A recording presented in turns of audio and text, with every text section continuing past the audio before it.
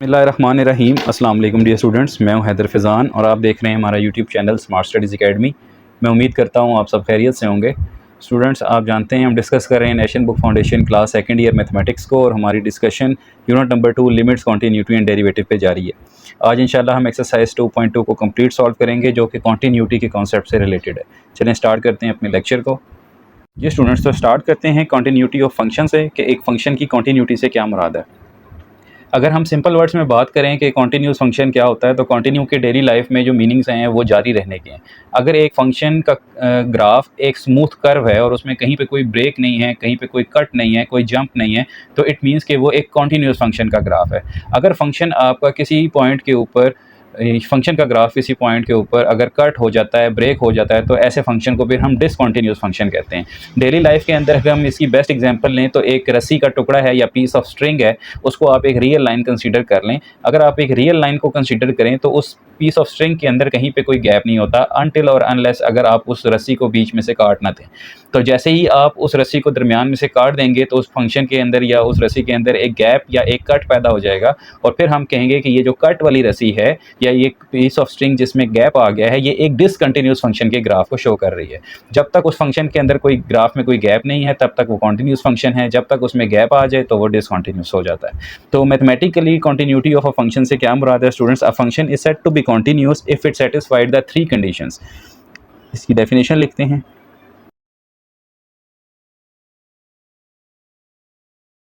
जी students, तो continuity of a function क्या है? A function is said to be continuous if it satisfies the conditions of continuity. अब ये conditions of continuity, ये इंशाल्लाह इसी लेक्चर में हम टाइप्स ऑफ कॉन्टीन्यूटी डिस्कस करने के बाद उन कॉन्टीन्यूटी की कंडीशंस को लिखेंगे, ताकि उसके बाद हम क्वेश्चन पे मूव कर सकें। तो यहाँ पे बताने का मकसद ये है कि एक फंक्शन तब कॉन्टीन्यूस होता है जब वो कुछ कंडीशंस वेरीफाई करता है, और meanwhile continuity means functions have a smooth curve graph. ठीक है, और फंक्शन का ग्राफ जो है वो एक स्मूथ कर्व होगी। तो चलें अब डिस्कस करते हैं टाइप ऑफ कॉन्टीन्यूटी को। जी स्टूडेंट्स, यहाँ पे दो तरह की कॉन्टीन्यूटी की टाइप्स होती हैं, continuity on a point and continuity on a interval. हम किसी पॉइंट के ऊपर भी कॉन्टीन्यूटी को चेक कर सकते हैं और किसी इंटरवल के ऊपर भी कॉन्टीन्यूटी को चेक करते हैं। तो टाइप्स हम लिख लेते हैं इसकी।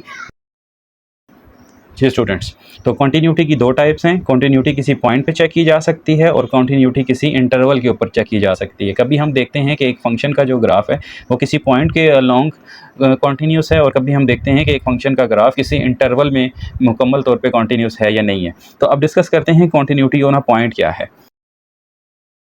जी स्टूडेंट्स, कॉन्टीन्यूटी ऑन पॉइंट से क्या मुराद है? A function is said to be continuous on a point x is equals to a. हमने कोई एक पॉइंट ले लिया है a, जिसमें हम कॉन्टीन्यूटी चेक करना चाह रहे हैं, such that a function have smooth curve on this point. उस फंक्शन की जो कर्व है, जो ग्राफ है, वो उस पॉइंट के अलाउंग क्या होनी चाहिए?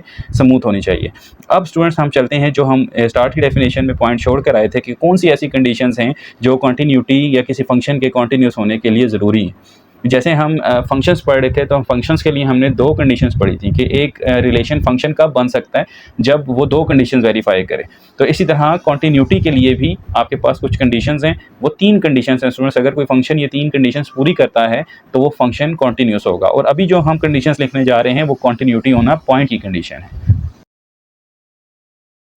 जी स्टूडेंट्स, तो हमारे पास ये तीन कंडीशंस हैं। A function is continuous on a point if it satisfies these conditions. Number 1, किसी भी फंक्शन को जिस पॉइंट पे आप कॉन्टीन्यूटी चेक कर रहे हैं उस पॉइंट के ऊपर डिफाइंड होना चाहिए।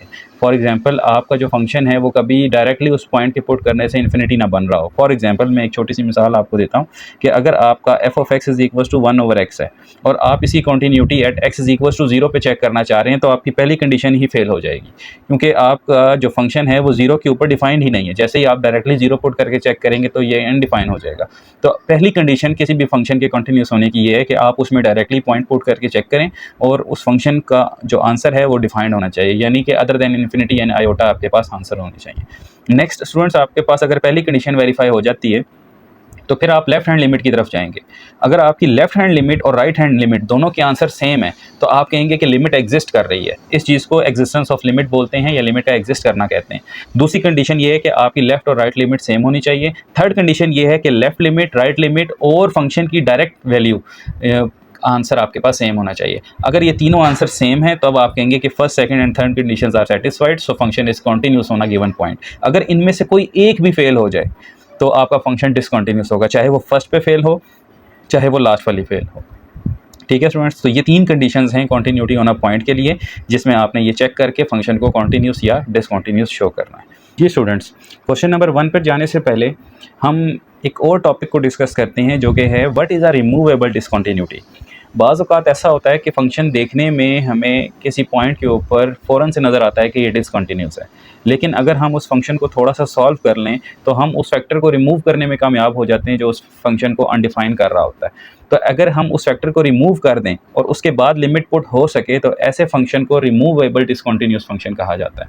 ठीक है, यह उस पर हम लिखते हैं कि a function has a removable discontinuity at this point. इसकी एक छोटी सी एग्जांपल है, अगर आप अपनी बुक के ही पेज नंबर 50 के ऊपर देखें तो वहाँ पे रिमूवेबल डिसकंटिन्यूटी में वाज़ह तौर पे एक एग्जांपल है। पहले हम एग्जांपल लिखते हैं, देन उसकी डेफिनेशन की तरफ जाएंगे। एग्जांपल ये है स्टूडेंट्स कि अगर हमारे पास एक फंक्शन हो और वो फंक्शन कुछ यूँ हो, एक्स का square -1 over x -1 for x is not equals to 1 और 2 for x is equals to 1। अब अगर आप गौर करें कॉन्टीन्यूटी की डेफिनेशन के ऊपर, तो पहली कंडीशन ये थी कि फंक्शन आपका एग्जैक्टली अब यहाँ पे पॉइंट ऑफ डिसकंटिन्यूटी क्या है जिसके ऊपर हमने चेक करना है कि फंक्शन की कॉन्टीन्यूटी किस पॉइंट पे। तो जहाँ पे स्टूडेंट्स आपकी गिवन वैल्यू के अंदर साइन चेंज हो रहे हों, वो पॉइंट आपका पॉइंट ऑफ कॉन्टीन्यूटी हो सकता है या पॉइंट ऑफ डिसकंटिन्यूटी हो सकता है, यानी उस फंक्शन उस पॉइंट के ऊपर आपने कॉन्टीन्यूटी को डिस्कस करना है। तो यहाँ पे एक्स की वैल्यू किन के ऊपर चेंज हो रही है, 1 के ऊपर। ये नॉट इक्वल्स टू 1 के लिए भी है और इक्वल्स टू 1 के लिए भी है। तो यहाँ पे जो हमने चेक करना है, हमने लिखना है discuss continuity at x is equals to 1। अब 1 पे हमने चेक करना है। हमारी पहली कंडीशन क्या थी? पहली कंडीशन थी कि f एट 1 के ऊपर, यानी f एट x के ऊपर या f एट c के ऊपर, जो भी आपको कॉन्टीन्यूटी पॉइंट दिया हुआ है, यहाँ पे 1 दिया हुआ है तो हम 1 लिखेंगे। f एट 1 के ऊपर आपका फंक्शन डिफाइन होना चाहिए। तो क्या f की 1 वैल्यू के ऊपर आपका फंक्शन एक डिफाइन आंसर दे रहा है? यस, डिफाइन आंसर दे रहा है। तो पहली कंडीशन वेरीफाई होगी। सेकेंड कंडीशन क्या थी? लेफ्ट हैंड लिमिट और राइट हैंड लिमिट का आंसर एग्जिस्ट करना चाहिए। अब स्टूडेंट्स, जब आप लेफ्ट हैंड लिमिट लेंगे, limit x approaches to 1 negative, तो उसके लिए तो आपने x लेस देन 1 की कंडीशन यूज़ करनी थी। अब आपके पास लेस और ग्रेटर का साइन नहीं है। अब लेस और ग्रेटर दोनों इनइक्वालिटी के ज़ुमरे में आते हैं, तो इनइक्वालिटी जहाँ पे भी मौजूद होगी, हम लेस के लिए भी उसी फंक्शन को लेंगे और ग्रेटर के लिए भी उसी फंक्शन को लेंगे। ठीक है, मैं अपनी बात को रिपीट कर देता हूँ। वैसे हमने ये पढ़ा है कि जहाँ पे लेफ्ट हैंड लिमिट इन्वॉल्व हो तो वहाँ हम लेस वाला फंक्शन यूज़ करते हैं, लेकिन अब यहाँ पे हमारे पास लेस की इनइक्वालिटी नहीं दी गई। तो जहाँ पे इनइक्वालिटी मौजूद है वही हम लेस के लिए भी यूज़ करेंगे और वही हम ग्रेटर के लिए भी यूज़ करेंगे। क्यों? क्योंकि लेस और ग्रेटर दोनों इनइक्वालिटीज़ के ज़ुमरे में आती हैं, और जहाँ पे इनइक्वालिटी होगी वो हम एज्यूम करेंगे कि ये लेस के लिए भी है और ग्रेटर के लिए भी है। तो हमें मजबूरन ये वाला फंक्शन लेना होगा, एक्स स्क्वायर -1 ओवर एक्स -1। अब स्टूडेंट्स, अगर मैं डायरेक्टली यहाँ पे डायरेक्ट सब्स्टिट्यूशन ला लगाता हूँ लिमिट का, जिसमें हम जो भी लिमिट होती है वो पॉइंट पुट कर देते हैं, उसे हम डायरेक्ट सब्स्टिट्यूशन ला कहते हैं। अगर मैं डायरेक्टली यहाँ पे 1 पुट करता हूँ, this is not -1, this is +1 and we approaches to 1 from left side, that's why यहाँ पे नेगेटिव आया हुआ है। तो हमने यहाँ पे अगर 1 पुट करते हैं तो बच्चों आप देख रहे हैं कि डायरेक्ट आंसर क्या हो रहा है? अनडिफाइन हो रहा है। लेकिन अगर आप इसको थोड़ा सा सॉल्व कर लें, limit x approaches to 1 negative, इस फंक्शन को सॉल्व करें तो ये बनेगा x+1 x -1 ओवर x -1। तो आप उस फैक्टर को रिमूव करने में कामयाब हो गए जिससे ये फंक्शन अनडिफाइन हो रहा था। अब आप मुझे बताएं, क्या अब आप 1 पुट कर सकते हैं? यस, अब हम 1 पुट कर सकते हैं, और अगर हम 1 पुट करते हैं तो हमारे पास आंसर 2 आता है। तो ऐसे क्वेश्चन जिसमें ऐसे फैक्टर्स मौजूद हों जिनको रिमूव किया जा सके, जो इन्फिनिटी का बाइस बन रहे होते हैं, ऐसे क्वेश्चंस को रिमूवेबल डिसकंटिन्यूटी कहा जाता है। तो अगर आप देखें इसकी लेफ्ट हैंड लिमिट हमने सॉल्व करके डायरेक्टली देखें तो नहीं पुट हो सकता, क्योंकि 1 - 1 0 हो रहा है, लेकिन सॉल्व करें थोड़ा सा तो कैंसिल हो जाता है, तो 2 आ रहा है। राइट हैंड लिमिट करेंगे तब भी 2 आएगा, और डायरेक्ट 1 के ऊपर आंसर तो वैसे ही 2 है। तो लेफ्ट लिमिट, राइट लिमिट और फंक्शन की एग्जैक्ट वैल्यू का आंसर सेम है, 2 है यहाँ पे। तो ये फंक्शन कॉन्टिन्यूस है, और इसके लिए हम लिखेंगे a function has a removable discontinuity at x is equal to 1। ठीक है स्टूडेंट्स, तो मैं उम्मीद करता हूँ मैं आपको अपनी बात समझा चुका हूँगा। अगर आप बुक के पेज नंबर 50 पे आ जाएँ, अपनी बुक सामने रखें, तो वहाँ पे यही एग्जांपल आपको मिलेगी।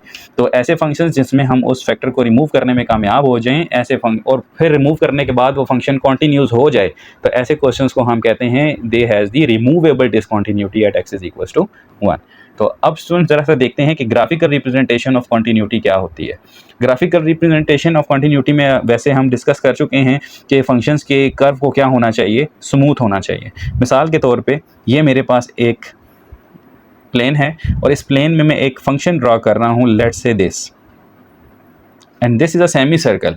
अब ये सेमी सर्कल जो है इसकी कोई इक्वेशन हो सकती है। अब ये semi circle let's say A to B, इन वैल्यूज़ के दरमियान देखें इसका कर्व स्मूथली मूव कर रहा है, कहीं पे इस पे गैप नहीं आ रहा, तो it means this is a graph of a continuous curve. ये एक कॉन्टीन्यूस कर्व का ग्राफ है। इसी के रेलिवेंट अगर मैं एक ऐसा ग्राफ ड्रा करूं जो लेफ़्ट साइड के लिए तो इस तरह का बिहेवियर शो कर रहा है और राइट साइड के लिए इस तरह का बिहेवियर शो कर रहा है, तो ये फंक्शन जो है इसमें ग्राफ में बीच में गैप आ गया है, कट आ गया है, तो ये एक डिसकंटिन्यूस फंक्शन का ग्राफ है।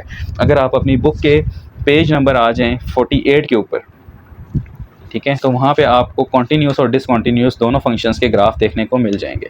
सॉरी, पेज नंबर 47 के ऊपर अगर मैं आपके साथ थोड़ा सा डिस्कस करूँ तो ये हैं इनकी एग्जांपल्स, आप तसल्ली से देख लें कि फिगर 1 में अगर आप देखें कि लिमिटिंग पॉइंट 1 है, 1 पे कॉन्टीन्यूटी को चेक किया जा रहा था, लेकिन फंक्शन ने क्या बिहेवियर शो किया, जैसे ही आप राइट साइड से फंक्शन की तरफ मूव करते हैं तो फंक्शन में ये आ जाता है कर्व, और जैसे ही लेफ्ट साइड से 1 की तरफ मूव करते हैं तो ये कर्व आ जाता है। दोनों जो कलर्ड कर्व्स हैं वो आपस में गैप का शिकार हैं, तो दैट्स वाई ये फंक्शन क्या है, डिसकंटिन्यूस है। ओके, यहाँ पर क्या है स्टूडेंट्स, देखें जैसे ही आप लेफ़्ट साइड से मूव कर रहे हैं फंक्शन की तरफ तो आपकी वैल्यू जो है वो यहाँ पे लाई कर रही है, और जैसे आप राइट साइड से मूव कर रहे हैं तो आपकी वैल्यू यहाँ लाई कर रही है। तो इसका मतलब ये है कि यहाँ पर लेफ़्ट हैंड लिमिट और राइट हैंड लिमिट का जो आंसर है वो सेम नहीं है, दैट्स वाई ये फंक्शन भी डिसकंटिन्यूस हो गया। यहाँ पर क्या हो रहा है, देखने में ग्राफ जो है वो स्मूथ है, ठीक है, लेफ़्ट साइड से भी 1 की तरफ अप्रोच कर रहा है, राइट साइड से भी 1 की तरफ अप्रोच कर रहा है, लेकिन एग्जैक्टली 1 के ऊपर आंसर वो नहीं है जो हमें चाहिए, क्योंकि वहाँ पे ओपन होल आ गया। दैट्स वाई ये फंक्शन जो है वो कह रहे हैं लिमिट तो एग्जिस्ट कर रही है, लेकिन 1 की वैल्यू जो है वो यहाँ पर लिमिट वाली वैल्यू के सेम नहीं है, तो ये भी डिसकंटिन्यूस हो गया। यहाँ पे क्या हो रहा है, यहाँ पे स्टूडेंट्स अगर आप देखें कि लिमिट एग्जिस्ट कर रही है, ठीक है, लिमिट दोनों की एग्जिस्ट कर रही है, लेकिन जो एग्जैक्ट वैल्यू है वो लिमिटिंग वैल्यू से कहीं नीचे लाई कर रही है, तो यहाँ पे भी तीसरी कंडीशन फेल हो गई कि लेफ्ट हैंड लिमिट और राइट हैंड लिमिट बेशक सेम हो, 2 कंडीशंस तक वेरीफाई है बात, लेकिन तीसरी कंडीशन जो है वो फेल हो गई, दैट्स व्हाई डिसकंटिन्यूस है। इस फंक्शन की तरफ अगर आप आएँ तो देखें लेफ्ट से भी ये 1 की तरफ आ रही है, राइट से भी 1 की तरफ आ रही है, और एक्जैक्टली 1 के ऊपर भी ये फिल्ड डॉट है, ठीक है, तो इसका मतलब 1 के ऊपर भी ये यही वैल्यू दे रही है, तो दैट्स वाई यहाँ पे लिखा हुआ है कि लिमिट एग्जिस्ट भी कर रही है और एफ ऑफ 1 डिफाइंड भी है, that's why this function is a continuous function, ठीक है, सिर्फ ये एक कॉन्टीन्यूअस है, बाकी ये चारों जो हैं वो डिसकॉन्टीन्यूअस हैं। तो ग्राफिकल रिप्रेजेंटेशन अगर आपके सामने आ जाए तो आपने ग्राफ में 3 चीज़ें चेक करनी है। सबसे पहले तो आप ग्राफ में देखें कि होल है, गैप है, तो वहीं पे डिसकंटिन्यूस कह दें। फिर आप ग्राफ में चेक करें कि ग्राफ में आपस में जंप्स आ रही हैं, वहाँ पे डिसकंटिन्यूटी कह दें। फिर आप चेक करें कि बेशक ग्राफ में एक स्ट्रेट लाइन मौजूद है लेकिन एग्जैक्ट वैल्यू में कोई होल मौजूद है, ठीक है, तब भी वो डिसकंटिन्यूस है। फिर आप देखें कि बेशक लाइन सीधी है लेकिन 2 डॉट्स लग रहे हैं, तब भी डिसकंटिन्यूस है। फिर आपने यहाँ देखना है कि फील्ड डॉट भी हो और एक लाइन भी बन रही हो, लिमिटिंग वैल्यूज़ भी सेम हो, तो ऐसे ग्राफ को आपने कॉन्टीन्यूस फंक्शन का ग्राफ कहना है। तो ये स्ट्रेट लाइन की एग्जांपल्स थी, मैंने आपको यहाँ पे कर्व लाइन की एग्जांपल भी दे के समझा दिया। तो ये था स्टूडेंट्स आपके पास कुछ कॉन्टीन्यूटी का कॉन्सेप्ट, जिसमें हमने पॉइंट की कॉन्टीन्यूटी को डिस्कस किया, कॉन्टीन्यूटी के कॉन्सेप्ट को डिस्कस किया। हमारा इंटरवल की कॉन्टीन्यूटी रह गई है, वो अब हम क्वेश्चन नंबर 9 से 14 के दरमियान डिस्कस करेंगे। अब हम चलते हैं क्वेश्चन नंबर 1 की तरफ। जी स्टूडेंट्स, क्वेश्चन नंबर 1 से पहले यहाँ पे मैंने एक की नोट आपके लिए प्रिपेयर किया है, जिसमें मैंने उसकी हेडिंग खुद से दी है कि relationship between domain of a function and continuity, कि डोमेन ऑफ फंक्शन और कॉन्टीन्यूटी के दरमियान क्या रिलेशनशिप होता है, कैसा है आप ट्रिक्स के तहत, कैसे आप शॉर्ट स्किल्स के तहत बता सकते हैं एमसीक्यूज़ में फ़ौरन से क्या आपका एमसीक्यूज़ का आंसर क्या है। और यहाँ मैंने मेंशन भी किया है कि this concept will help you in MCQs, ये कॉन्सेप्ट आपको एमसीक्यूज़ में बहुत हेल्प करेगा। अगर आपके पास एमसीक्यूज़ आ जाएँ तो आप फ़ौरन इस कॉन्सेप्ट के मुताबिक एमसीक्यूज़ के आंसर को टिक कर सकते हैं। अब किसी फंक्शन की डोमेन में और उसकी कॉन्टीन्यूटी में क्या फंक्शन रिलेशनशिप है, तो सिंपल सी बात है स्टूडेंट्स, जो पॉइंट्स आपकी डोमेन में मौजूद होते हैं आपका फंक्शन उन पॉइंट्स पे कॉन्टीन्यूस होता है, जो पॉइंट्स आपकी डोमेन में मौजूद नहीं होते आपका फंक्शन उन पॉइंट्स पे डिसकॉन्टीन्यूस होता है, ठीक है। सिंपल सी एग्जांपल है इसकी, वो ये है कि if f of x is equals to 1/x, ठीक है। अब आप मुझे बताएं इसकी डोमेन क्या है। इसकी डोमेन है सारे रियल नंबर एक्सेप्ट 0, ठीक है। तो अब अगर मैं आपसे कहूं कि इसकी 0 के ऊपर कॉन्टीन्यूटी चेक करें, तो आपको ये भी पता है कि अगर हम 0 पे इसकी कॉन्टीन्यूटी चेक करना शुरू करें तो कॉन्टीन्यूटी की पहली कंडीशन है कि उस पॉइंट के ऊपर फंक्शन को डिफाइन होना चाहिए। तो अगर आप 0 के ऊपर कॉन्टीन्यूटी चेक कर रहे हैं तो आपकी पहली कंडीशन फेल हो जाएगी कि आपका फंक्शन तो 0 के ऊपर अनडिफाइन है।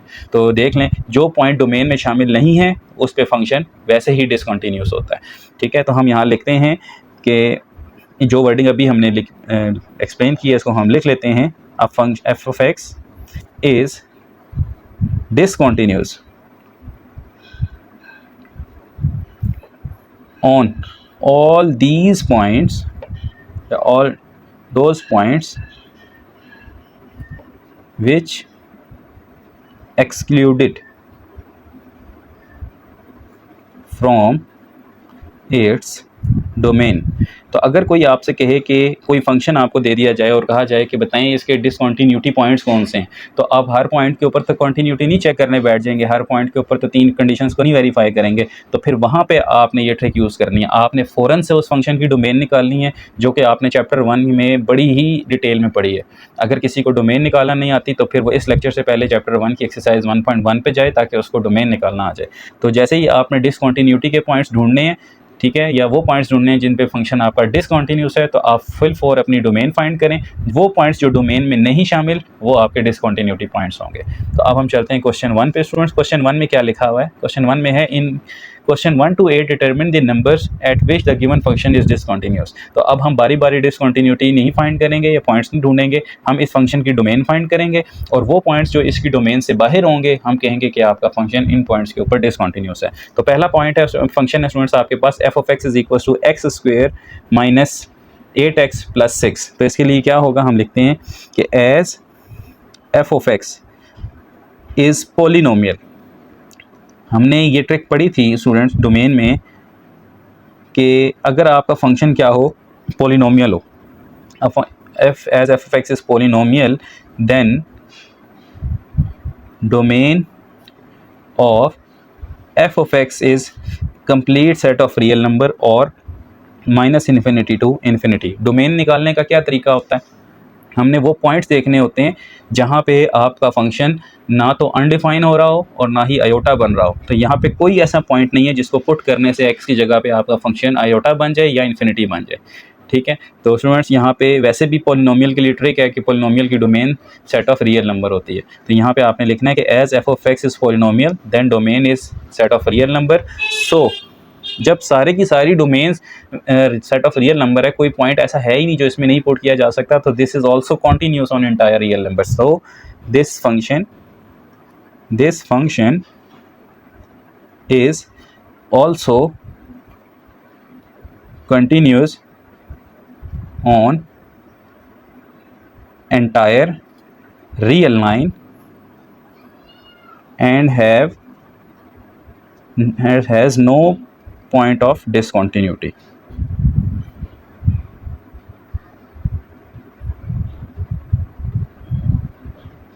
मैं उम्मीद करता हूँ स्टूडेंट्स आपको ये समझ आया होगा। चलते हैं इसके नेक्स्ट पार्ट पे। जी स्टूडेंट्स, नेक्स्ट है हमारे पास f of x is equal to 2x over x square plus 5। अब इसकी डोमेन क्या है, आपको नज़र आ रहा है कि ये एक रैशनल फंक्शन है।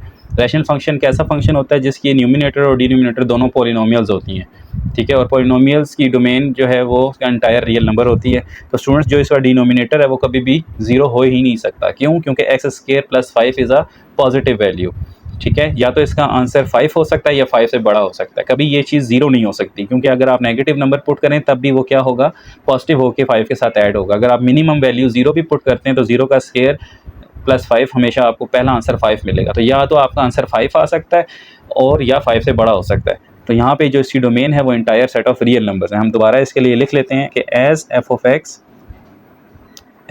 एक्स इज रैशनल फंक्शन, ये एक रैशनल फंक्शन है, and x square plus 5 is not equal to 0 for any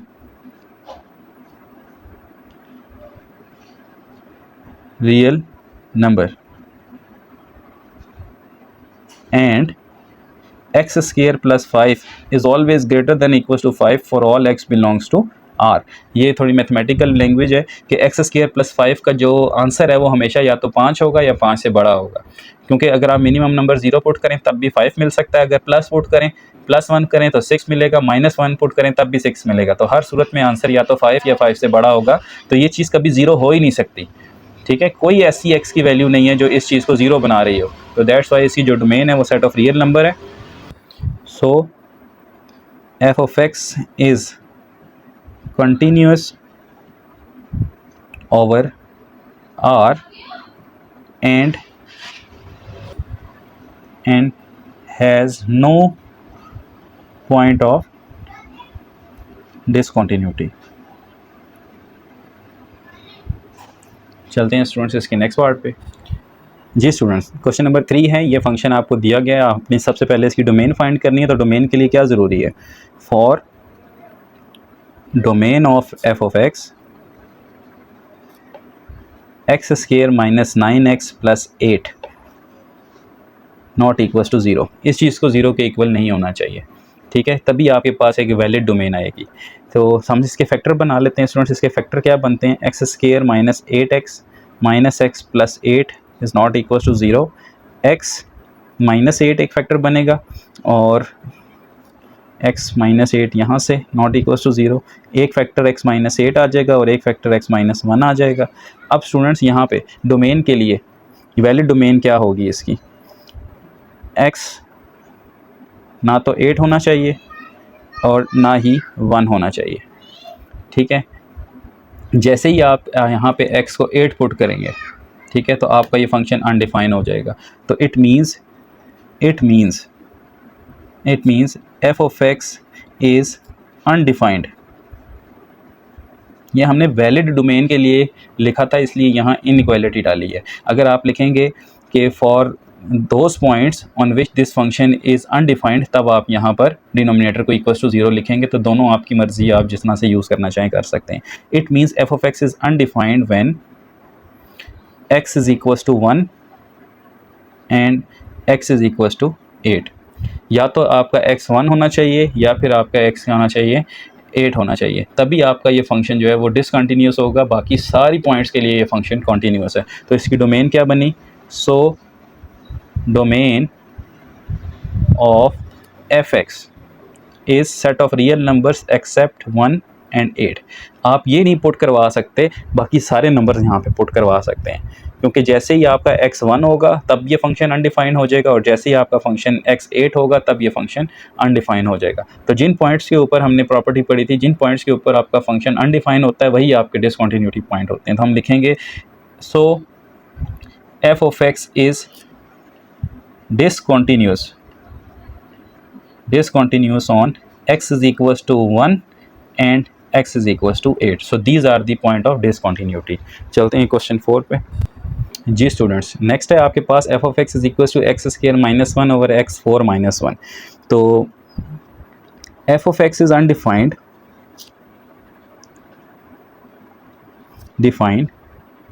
when हम डोमेन फाइंड कर रहे हैं when x4 minus 1 is equal to 0। ये आपका फंक्शन, अब देखें ऊपर वाले क्वेश्चन में मैंने वैलिड डोमेन का कॉन्सेप्ट यूज़ किया था इनइक्वालिटी के साथ, ताकि आपको ये चीज़ भी समझ आ जाए। अब जो मैं कॉन्सेप्ट यूज़ कर रहा हूँ वो है, मैं ढूंढ रहा हूँ वो पॉइंट्स के जहाँ पे आपका फंक्शन अनडिफाइन है, तो फिर मैंने डिनोमिनेटर को इक्वल टू 0 रख दिया। यहाँ से आपके पास कौन सी वैल्यूज़ आएंगी? ये फंक्शन बन जाएगा x square minus 1 x square plus 1 equal to 0।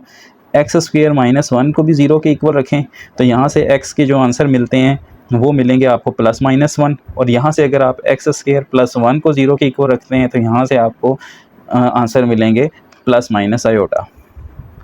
ठीक है स्टूडेंट्स, तो सॉरी आयोटास। अब स्टूडेंट्स ये तो हमारे काम के नहीं है क्योंकि ये इमेजिनरी रूट्स हो गए। तो आपका ये फंक्शन कहाँ कहाँ अनडिफाइन हो रहा है? तो हम लिखेंगे f of x is undefined on x is equal to 1 and x is equal to minus 1। तो ये बात तो कन्फर्म हो गई कि ये फंक्शन जो है वो क्या हो रहा है? अनडिफाइन हो रहा है x इज इक्वल टू 1 पे भी और x is equal to minus 1 पे भी।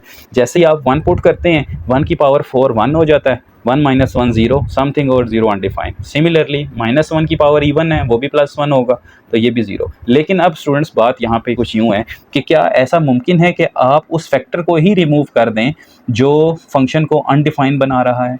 तो अब यहाँ पे ज़रा सा अगर हम इसको सॉल्व करें, now f of x is equals to x square minus 1 over x 4 minus 1। अगर तो यहाँ पे ऊपर 1 होता फिर तो क्लियरली हम यहाँ पे लिखते कि f of x is undefined for x is equals two plus minus 1। लेकिन अब ऊपर एक फैक्टर और मौजूद है एक्स स्क्वायर माइनस 1। अगर मैं इसको सॉल्व करता हूँ तो x square minus 1 over x square minus plus 1 और एक्स स्क्वायर माइनस 1, तो ये क्या हो गया, ये फैक्टर तो कैंसिल हो गया। तो एफ ऑफ एक्स आपका बन जाएगा 1/x² + 1। अब स्टूडेंट्स क्या जो पॉइंट ऑफ डिसकंटिन्यूटी हमने फाइंड किए थे 1 और -1, क्या वो इस फंक्शन को अनडिफाइंड बना रहे हैं? नहीं, ऐसा नहीं है। तो अब स्टूडेंट्स हमने वो फंक्शन ही रिमूव कर दिया, वो फैक्टर ही रिमूव कर दिया जिससे फंक्शन आपका क्या हो रहा था, अनडिफाइन हो रहा था। तो अब अनडिफाइन होने के बाद यानी कि वो फंक्शन फैक्टर ख़त्म करने के बाद अब आपके पास वो सिचुएशन है कि अगर आप एफ ऑफ 1 भी निकालें तब भी आपके पास 1/2 आता है, एफ ऑफ -1 निकालें तब भी आपके पास 1/2 आता है। तो कोई वैलिड आंसर आ रहा है आपके पास। तो ऐसे फंक्शन, ऐसे क्वेश्चंस जिसमें देखने में तो नज़र आए कि फंक्शन अनडिफाइन है, ये पॉइंट ऑफ डिसकंटिन्यूटी है, लेकिन थोड़ा सा सॉल्व करने के बाद आप उस फैक्टर को रिमूव करने में कामयाब हो जाते हैं जिसकी वजह से आपका फंक्शन अनडिफाइन हो रहा था। तो ऐसे क्वेश्चंस के लिए हम वर्ड यूज़ करते हैं removable discontinuity at x = 1 and x = -1। तो अब यहाँ पे स्टूडेंट्स क्योंकि ये रिमूव हो जाता है तो अब आपने इनको पॉइंट ऑफ डिसकंटिन्यूटी नहीं लिखना, आपने लिखना है f of x has removable discontinuity at x = 1 and x = -1। Book के एंड पे एक के लिए रिमूवेबल लिखा हुआ है, एक के लिए जो है वो रिमूवेबल नहीं लिखा हुआ, तो वो आंसर थोड़ा सा गलत है। ये रिमूवेबल डिसकंटिन्यूटी है दोनों वैल्यूज़ के लिए, 1 के लिए भी और -1 के लिए भी। अगर आप 1 पुट करें, 1 का स्क्वायर 1, 1 + 1 2 तब भी मिलेगा, -1 का स्क्वायर +1, 1 + 1 तब भी 2 मिलेगा। तो दोनों वैल्यूज़ जो हैं वो पॉइंट ऑफ डिसकंटिन्यूटी नहीं है, वो रिमूवेबल डिसकंटिन्यूटी है। तो मैं फिर बता दूं स्टूडेंट्स, अगर यहाँ पे 1 होता तो फिर ये पॉइंट ऑफ डिसकंटिन्यूटी होते। 1 की जगह यहाँ पे कोई फैक्टर था जिसने सॉल्व होकर उस फैक्टर को ख़त्म कर दिया जो डिसकंटिन्यूटी का बायस बन रहा था, तो अब ये रिमूवेबल डिसकंटिन्यूटी के ज़मरे में आ गया। ये था इंपॉर्टेंट क्वेश्चन। चलते हैं क्वेश्चन 5 पे। जी स्टूडेंट्स, क्वेश्चन नंबर 5 है हमारे पास x - 1/sin 2x। तो आप फंक्शन डोमेन निकालने के लिए आपने वो पॉइंट देखना होता है जहाँ पे आपका फंक्शन अनडिफाइन है। तो हम लिखेंगे f of x is undefined, f of x is undefined when denominator sin of 2x is equals to 0। तभी आपका ये फंक्शन अनडिफाइन होगा जब डिनोमिनेटर 0 होगा।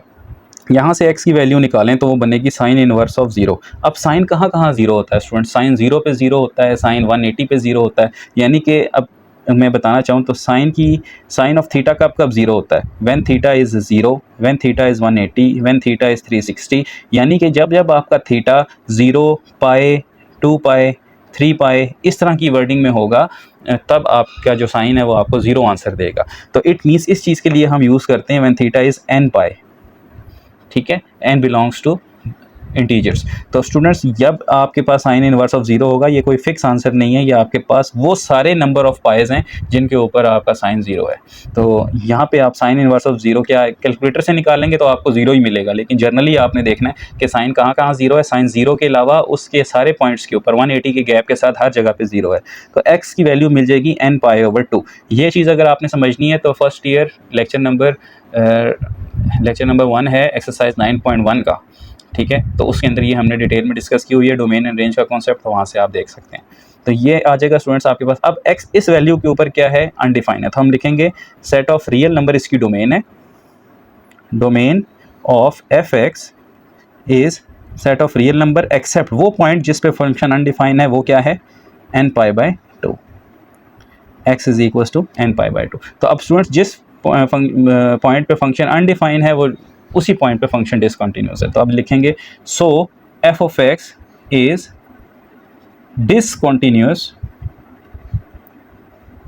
On x is equal to n π/2। So this is the point of discontinuity जिसको हमें find करने के लिए कहा गया था। चलते हैं क्वेश्चन नंबर 6 पे। जी स्टूडेंट्स, क्वेश्चन नंबर 6 है। अब हमारे पास एक पीस वाइज फंक्शन है जिस पे अब हम जनरल डोमेन नहीं निकालेंगे बल्कि कंटिन्यूटी की डेफिनेशन के अकॉर्डिंग इसको चेक करेंगे। सबसे पहले अगर आप इस फंक्शन को देखें तो ये पीस वाइज फंक्शन है जहां पे फंक्शन की वैल्यू लेस से ग्रेटर किन किन पॉइंट्स पे चेंज हो रही है, एक 0 पे और एक 2 पे। तो जिन पॉइंट्स के ऊपर वेरिएबल का आंसर लेस और ग्रेटर में हो वो point of checking the continuity होते हैं। तो हम यहाँ लिखेंगे हेयर वी शैल चेक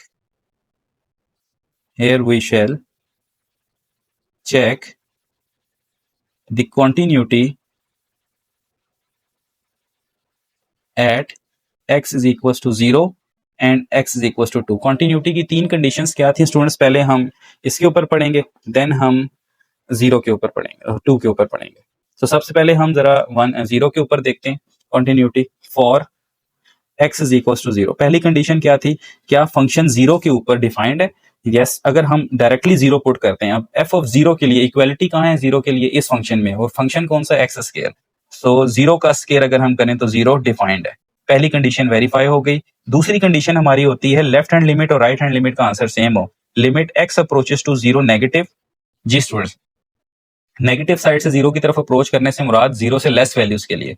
ठीक है, तो ये लेस वैल्यूज के लिए ये फंक्शन है, तो ये यूज करेंगे। डायरेक्ट सब्स्टिट्यूशन लॉ के मुताबिक इसका आंसर भी अगर हम पुट करें तो 0 बन रहा है। अच्छा, अब अगर हम इस पे राइट हैंड लिमिट चेक करते हैं, x अप्रोचेस टू 0 पॉजिटिव, 0 के राइट साइड से अप्रोच करें, यहाँ पे x ग्रेटर देन 0, तो 0 लेस देन x का मतलब x ग्रेटर देन 0, ये फंक्शन यूज होगा। तो यहाँ पे अगर हम डायरेक्ट सब्स्टिट्यूशन लॉ पुट करें तब भी आंसर 0 आ रहा है।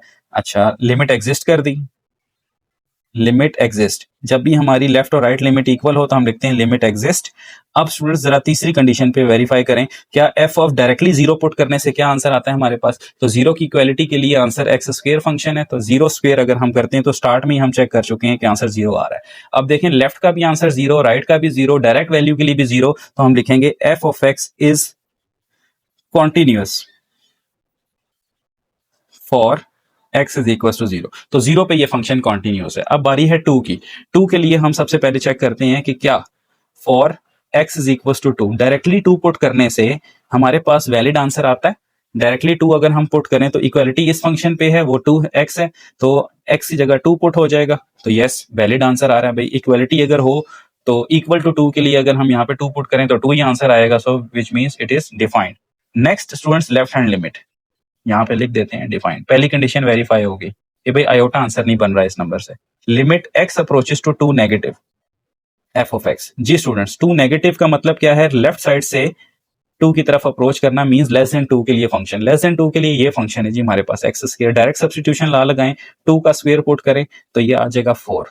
Okay, right hand limit check करें। Limit x approaches to 2 positive means greater than 2 के लिए कौन सा फंक्शन है? वो है x।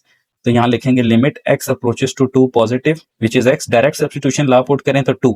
यहीं पे आपके पास कंटिन्यूटी की डेफिनेशन फेल होगी। क्यों? क्योंकि लेफ्ट हैंड लिमिट और राइट हैंड लिमिट का आंसर सेम नहीं है, तो तीसरी कंडीशन आपने चेक नहीं करनी। आप लिखेंगे left hand limit is not equal to right hand limit, so discontinuous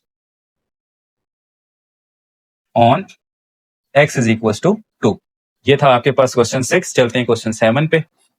ji students, question number 7 है, ये भी एक पीस वाइज फंक्शन है। यहाँ पे भी हम डायरेक्ट डोमेन मेथड यूज नहीं करेंगे। यहाँ पे अब हम कॉन्टिन्यूटी की डेफिनेशन के तहत चेक करेंगे कि क्या ये इस पॉइंट के ऊपर कॉन्टिन्यूस है या नहीं है। तो सबसे पहली कंडीशन हमारी क्या होती है? f एट 0 के ऊपर क्या ये फंक्शन डिफाइन है? यस। अगर हम डायरेक्टली 0 पुट करें तो आंसर क्या आ रहा है? 1/2। ठीक है, तो इट मीन्स कि ये डिफाइंड है। ओके, सेकंड कंडीशन हमारे पास लेफ्ट हैंड लिमिट की होती है, limit x approaches to 0 negative.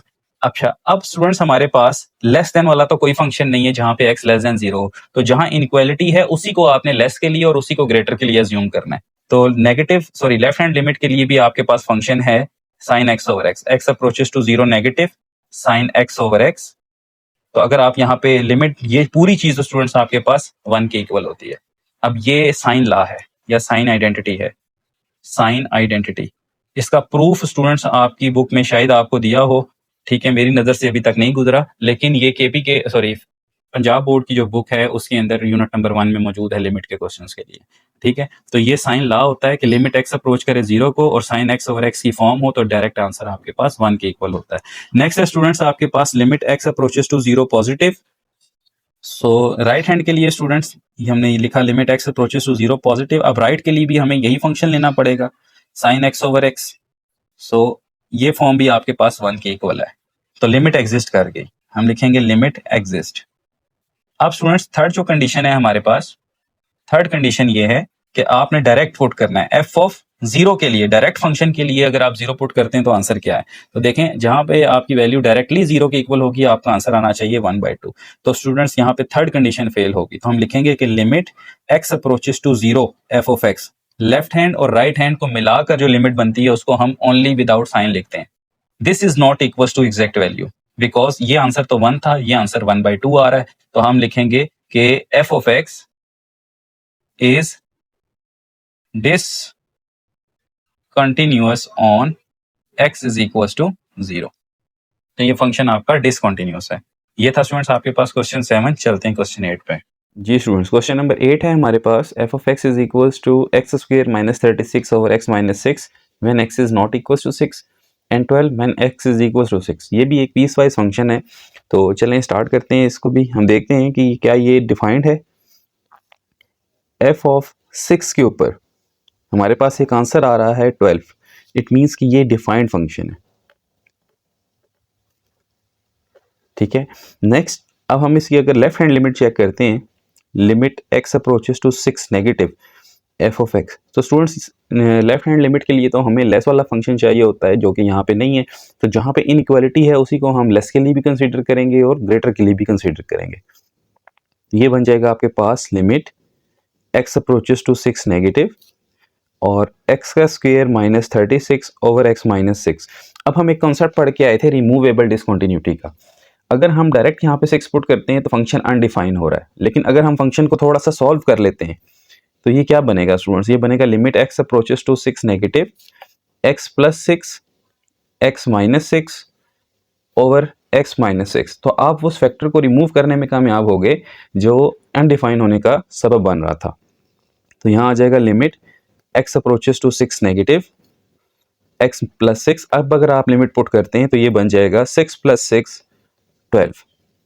ठीक है स्टूडेंट्स, तो ऐसे क्वेश्चंस जिसमें आप वो फैक्टर रिमूव कर दें वो रिमूवेबल डिसकंटिन्यूटी के जुमरे में आते हैं। अब राइट हैंड साइड के लिए स्टूडेंट्स हम कहेंगे limit x approaches to 6 positive f of x, और यहाँ पर भी हमारे पास ग्रेटर का कोई फंक्शन नहीं है, दैट्स वाई यहाँ पे भी हमें वही फंक्शन लेना होगा जहाँ पे इनइक्वालिटी मौजूद है। तो वो आएगा x square minus 36 over x minus 6। इसको भी अगर हम थोड़ा सा सॉल्व कर लें ऊपर वाले फंक्शन की तरह तो ये भी आपके पास क्या बन जाएगा x प्लस 6। ठीक है, अब ये काम मैंने यहाँ नहीं किया, आपको पता है कि ये फार्मूला ओपन होगा, कैंसिलेशन हो जाएगी और x प्लस 6 आ जाएगा। डायरेक्ट सब्स्टिट्यूशन ला के मुताबिक अगर आप लिमिट पुट करते हैं तो इसका भी आंसर 6 प्लस 6 यानी कि 12 आता है। तो students limit left hand limit और राइट हैंड लिमिट आपस में इक्वल है, तो अब आप यहाँ लिखेंगे लिमिट एग्जिस्ट। आप लिखेंगे limit left hand limit is equal to right hand limit, so limit exist, limit exist. अब लिमिट एग्जिस्ट करने के बाद स्टूडेंट्स अगला जो स्टेप हमारा होता है वो होता है डायरेक्ट फंक्शन के अंदर वैल्यू पुट करना। थर्ड स्टेप में हम क्या करते हैं, एफ ऑफ 6 निकालते हैं। एफ ऑफ 6 जब x इक्वल्स टू 6 हो तो उसके लिए फंक्शन में वैल्यू डायरेक्ट हमारे पास 12 गिवन है। तो left hand limit right hand limit और डायरेक्ट फंक्शन पे वैल्यू इक्वल है, सो हम लिखेंगे कि as limit x approaches to 6 f of x. मैं बार बार इस बात को रिपीट करता हूं कि जब हम ना लेफ्ट और राइट को कंबाइन करें तो हम सिर्फ लिखते हैं लिमिट x अप्रोचेस टू 6। ठीक है, so is equals to f of 6। So f of x has removable discontinuity, removable discontinuity at x is equals to 6। तो ऐसे फंक्शन को आपने इस तरह से कॉन्टिन्यूस नहीं लिखना, आपने लिखना है कि f of x has removable discontinuity at x is equals to 6। तो ये था स्टूडेंट्स आपके पास क्वेश्चन नंबर 8। अब हम चलते हैं क्वेश्चन नंबर 9 से 14 की तरफ, लेकिन उसके पहले हम कॉन्टिन्यूटी ऑन इंटरवल की डेफिनेशन को देखेंगे। जी स्टूडेंट्स, कॉन्टिन्यूटी ऑन इंटरवल क्या है? कॉन्टिन्यूटी ऑफ इंटरवल की डेफिनेशन ये है हमारे पास कि अगर हम जब किसी फंक्शन की कॉन्टिन्यूटी को किसी ओपन या क्लोज इंटरवल पर डिस्कस करते हैं तो उसे हम कॉन्टिन्यूटी ऑन इंटरवल कहते हैं। तो इस डेफिनेशन को हम लिख लेते हैं। जी स्टूडेंट्स, तो जब भी हम कॉन्टिन्यूटी को ओपन या क्लोज इंटरवल पर डिस्कस करेंगे उस चीज़ को हम कॉन्टिन्यूटी ऑन इंटरवल कहेंगे। चलें अब डिस्कस करते हैं conditions for continuity on interval. अच्छा, याद रखना है स्टूडेंट्स कि अगर हम क्लोज इंटरवल पे कॉन्टिन्यूटी चेक कर रहे हैं तो उसमें ऑटोमेटिकली ओपन इंटरवल की कॉन्टिन्यूटी इंक्लूड होती है, लेकिन जब हम ओपन इंटरवल पे कॉन्टिन्यूटी चेक करते हैं तो उस पर क्लोज इंटरवल की गारंटी नहीं होती कि ये फंक्शन ओपन क्लोज इंटरवल पर भी कॉन्टिन्यूस है या नहीं है। ठीक है, और ओपन और क्लोज इंटरवल में फ़र्क क्या होता है स्टूडेंट्स के एक इंटरवल में आपके पास एंड पॉइंट्स शामिल होते हैं और एक इंटरवल में आपके पास एंड पॉइंट्स शामिल नहीं होते। ठीक है, फॉर एग्जांपल ये अगर कोई इंटरवल है ए और बी तो यहाँ पर एंड पॉइंट्स ए और बी खुद शामिल नहीं है, इसके दरमियान के सारे पॉइंट्स शामिल हैं, इसे हम ओपन इंटरवल कहते हैं। जबकि ये जो इंटरवल है जो स्क्वायर ब्रैकेट्स के साथ लिखा हुआ है, ऐसे इंटरवल को हम क्लोज इंटरवल कहते हैं और जिसमें एंड पॉइंट्स भी शामिल होते हैं। अब बच्चों, अगर आप क्लोज इंटरवल पे कॉन्टीन्यूटी चेक कर रहे हैं तो इट मीन्स कि ये अंडरस्टूड है कि वो इंटरवल ओपन इंटरवल पे भी वो फंक्शन ओपन इंटरवल पे भी कॉन्टीन्यूस होगा। लेकिन अगर आप सिर्फ ओपन इंटरवल पे कॉन्टीन्यूटी चेक कर रहे हैं तो इट डजेंट मीन कि वो क्लोज पे भी कॉन्टीन्यूस होगा या नहीं होगा। ठीक है, तो ये थोड़ा सा फ़र्क आपने याद रखना है। If a function is continuous on closed interval, then it guarantees that it is continuous on open interval, but converse is not true। तो इस स्टेटमेंट को कहीं लिख लें, या आपके काम आ सकती है। अब स्टूडेंट्स हम condition of continuity on interval लिखते हैं। अच्छा, ओपन इंटरवल के लिए कॉन्टीन्यूटी की कंडीशन क्या है? वो एक लाइन ही है, अगर आप लिखना चाहें तो मैं बोल देता हूँ, लिख लें कि a function is continuous on open interval if it is continuous at every point in the interval। एक फंक्शन ओपन इंटरवल पे कॉन्टीन्यूस होगा अगर वो फंक्शन हर पॉइंट के ऊपर कॉन्टीन्यूस हो जो कि इस इंटरवल के अंदर मौजूद है। ठीक है, तो ये सिंपल सी एक इसकी डेफिनेशन है ओपन इंटरवल की, जो कि आप इस तरह से वर्बली भी लिख सकते हैं। मेन चीज़ है क्लोज इंटरवल की कॉन्टीन्यूटी, तो इसके लिए हम इसकी कंडीशंस लिखते हैं।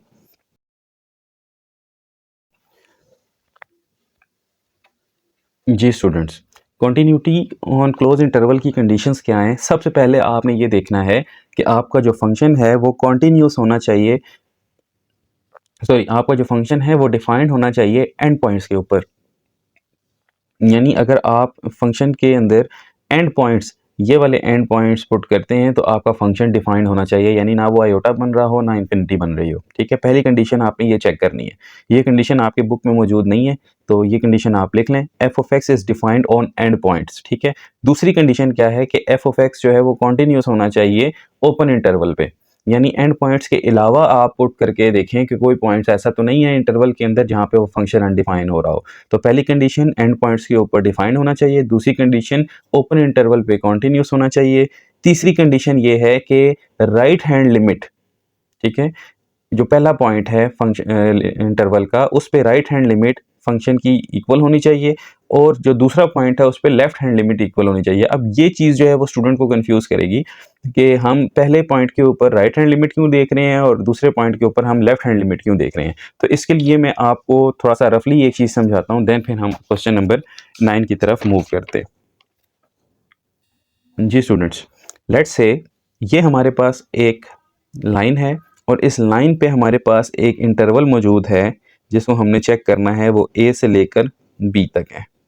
ठीक है, ये क्लोज इंटरवल है हमारे पास। अब स्टूडेंट्स, अगर आप कॉन्टीन्यूटी चेक करना चाह रहे हैं तो अभी हमने पढ़ा था कि हमने देखना है limit x approaches to a positive, यानी इस वाले पॉइंट पे हम राइट हैंड लिमिट देख रहे हैं और इस वाले पॉइंट पे हम लेफ्ट हैंड लिमिट देख रहे हैं। अब देखें, इस पे राइट हैंड लिमिट हम क्यों देख रहे हैं स्टूडेंट्स? अगर आप देखें तो ये स्टार्टिंग पॉइंट है, हम स्टार्टिंग पॉइंट से आगे ए की तरफ जा सकते हैं जो कि हमारी राइट साइड बनती है, यानी इंटरवल यहाँ से स्टार्ट होके यहाँ मूव कर रहा है। तो पीछे तो कोई पॉइंट आपके पास है ही नहीं जिसको आप डिस्कस करें, तो जब भी हम बैकवर्ड कोई पॉइंट देखते हैं तो उसके लिए हमें लेफ्ट हैंड लिमिट निकालना होती है। ठीक है, तो ए से हमने राइट की तरफ मूव करना है इंटरवल के अंदर जाने के लिए, तो इसलिए हमारे पास ऑप्शन है कि हम ए के ऊपर राइट हैंड लिमिट चेक करें। जबकि बी जो है वो एंड पॉइंट है, बी से आगे कोई पॉइंट नहीं है, बी के पीछे सारे पॉइंट्स हैं, तो हम बी की तरफ मूव कर सकते हैं फ्रॉम लेफ्ट साइड। ठीक है, हम ए की तरफ अगर आना चाहें तो हम इंटरवल से मूव करते करते राइटली मूव करके ए की तरफ आ सकते हैं, तो ये बन जाएगा limit x approaches to b negative. ठीक है, क्योंकि अगर हम बी से राइट की तरफ देखना चाहें तो राइट पे हमारे पास कोई पॉइंट नहीं है क्योंकि हमारा इंटरवल तो बी पे एंड हो जाता है, और ए से अगर हम लेफ्ट देखना चाहें तो ए पे लेफ्ट पे हमारे पास पॉइंट नहीं है क्योंकि इंटरवल ए से स्टार्ट हो रहा है। तो अगर हमने इनके दरमियान में कॉन्टीन्यूटी देखनी है और इन पॉइंट्स पे देखनी है तो हमें ए पे राइट हैंड साइड देखनी पड़ेगी और बी पे हमें लेफ्ट हैंड साइड देखनी पड़ेगी। तो ये कंडीशंस हैं स्टूडेंट्स हमारे पास कॉन्टीन्यूटी ऑन इंटरवल की। तो उम्मीद है अब आपको ये लेफ्ट और राइट का समझ आ गया होगा कि हम ए पे राइट क्यों देखते हैं और बी पे लेफ्ट क्यों देखते हैं। एक दफ़ा फिर देख लें कि ए पे राइट इसलिए देखा जाता है कि ए से आगे पॉइंट्स मौजूद हैं, ए से पीछे पॉइंट्स मौजूद नहीं है, तो ए पे हम राइट हैंड लिमिट यानी आगे की तरफ मूव करेंगे और बी से हम बैकवर्ड आ सकते हैं, तो बी पे हम लेफ्ट हैंड लिमिट देखेंगे। तो ये था स्टूडेंट्स आपके पास कॉन्टीन्यूटी का कॉन्सेप्ट। अब हम चलते हैं क्वेश्चन नंबर 9 की तरफ। जी स्टूडेंट्स, क्वेश्चन नंबर 9 है हमारे पास, determine in problem 9 to 14 determine whether the given function is continuous in indicated interval or not। तो स्टूडेंट्स यहाँ पे हमारे पास मैंने लिखा है मेथड 1 एंड अल्टरनेटिव। हमारे पास दो मेथड्स हैं इन क्वेश्चंस को सॉल्व करने के लिए। पहला मेथड आपकी हेल्प करेगा एमसीक्यूज़ के लिए और दूसरा मेथड आपकी शॉर्ट क्वेश्चन में हेल्प करेगा। आप शॉर्ट क्वेश्चन में भी मेथड 1 यूज़ कर सकते हैं, इससे कोई प्रॉब्लम नहीं है। वो मेथड 1 है क्या? हमने एक चीज़ पढ़ी थी, relationship between domain and continuity, ठीक है।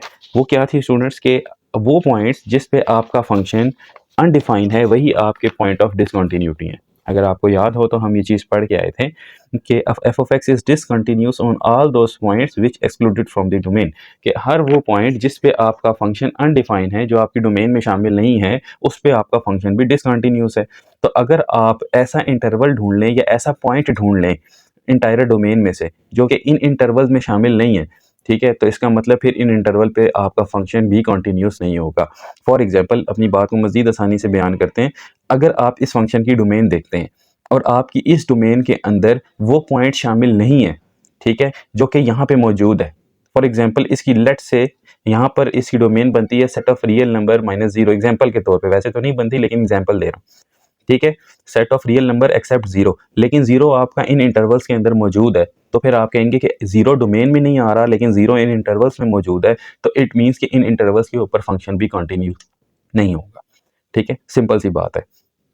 तो पहला मेथड तो ये है। दूसरा फिर हम बाई डेफिनेशन जो अभी हम क्लोज इंटरवल की और ओपन इंटरवल की डेफिनेशन पढ़ के आए हैं उसके मुताबिक सॉल्व करते हैं। तो चलें स्टार्ट करते हैं मेथड 1 से। मेथड 1 में हमें सबसे पहले डोमेन देखनी है। हमारे पास एक्स स्क्वायर प्लस 1 क्या है? एक पॉलिनोमियल है और पॉलिनोमियल की domain set of real number होती है। हम यहाँ लिखते हैं कि as f of x is polynomial, ये पॉलिनोमियल है, so domain is set of real number. अब स्टूडेंट्स जिन इंटरवल पे आपने कॉन्टिन्यूटी चेक करनी है, क्या वो रियल नंबर के सबसेट हैं? यस, बिल्कुल सब इंटरवल्स हैं उसके, जैसे सेट का सबसेट होता है इंटरवल के सब इंटरवल होते हैं।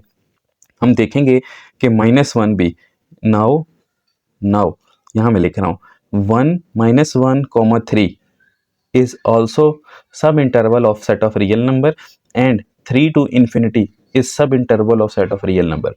जब एक फंक्शन पूरे रियल सेट के ऊपर डिफाइन है तो इसका मतलब वो उसके आने वाले छोटे छोटे सब इंटरवल पे भी डिफाइन होगा, ठीक है। ऐसा कोई नंबर नहीं है जो कि इस फंक्शन को क्या कर रहा हो, डिसकंटिन्यूस कर, सॉरी, अनडिफाइन कर रहा हो। तो इसका मतलब ये जो छोटे छोटे इंटरवल्स हैं इनके ऊपर भी ये फंक्शन डिफाइन होगा, और फंक्शन अगर डिफाइन है तो फिर फंक्शन उन पे कॉन्टीन्यूस भी यहाँ पे होगा, ठीक है। ये हम कंडीशन पढ़ के आए हुए हैं। सो ठीक है, जैसे ये हो गए तो आप लिखेंगे कि सो कॉन्टीन्यूस, किस पे कॉन्टीन्यूस? इन इंटरवल्स के ऊपर कॉन्टीन्यूस। तो आपने डायरेक्टली सॉल्व किए बगैर डोमेन की मदद से ये बता दिया कि इन इंटरवल पे आपका फंक्शन क्या है, कॉन्टीन्यूस है। अब इसका मेथड 2 है। मेथड 2 अल्टरनेटिव मेथड है स्टूडेंट्स। यहाँ पे अब हम बाय डेफिनेशन जो है वो मूव करेंगे। बाय डेफिनेशन हमें क्या करना होता है? हमें डेफिनेशन पढ़ी है क्लोज इंटरवल की कॉन्टीन्यूटी की, कि हम सबसे पहली चीज़ क्या देखते हैं, F of x is defined on end points. End points कौन से हैं पहले इंटरवल के? -1 है और 3 है। ऑन -1 एंड 3, ये तो अंडरस्टूड सी बात है कि अगर आप एक्स स्क्वायर प्लस 3 के अंदर -1 पुट करें तब भी एक आंसर आता है, ये अनडिफाइंड या आयोटा नहीं बनता। इसी तरह 3 पुट करें तब भी कोई वैलिड आंसर आता है, ये अनडिफाइंड या आयोटा नहीं बनता। तो पहली कंडीशन फुलफिल होगी कि एफ ऑफ एक्स डिफाइंड है एंड पॉइंट्स के ऊपर। दूसरी कंडीशन थी स्टूडेंट्स हमारे पास कि f of x is continuous on open interval -1 and 3। हम क्लोज इंटरवल पे चेक करने जा रहे हैं, लेकिन दूसरी कंडीशन में हमने ओपन इंटरवल पे भी देखना होता है कि ये कंटिन्यूस है या नहीं। जी स्टूडेंट्स, एंड पॉइंट्स पे तो डिफाइन हो गया। क्या -1 और 3 को छोड़कर बीच में कोई ऐसा नंबर है जिस पे ये अनडिफाइन हो रहा हो? तो नहीं, ऐसा कोई नंबर नहीं है। -1 और 3 के दरमियान कोई भी नंबर आप पुट करें आपको कोई ना कोई आंसर मिलेगा। इट मीन्स कि ये ओपन इंटरवल पे भी कंटिन्यूस है।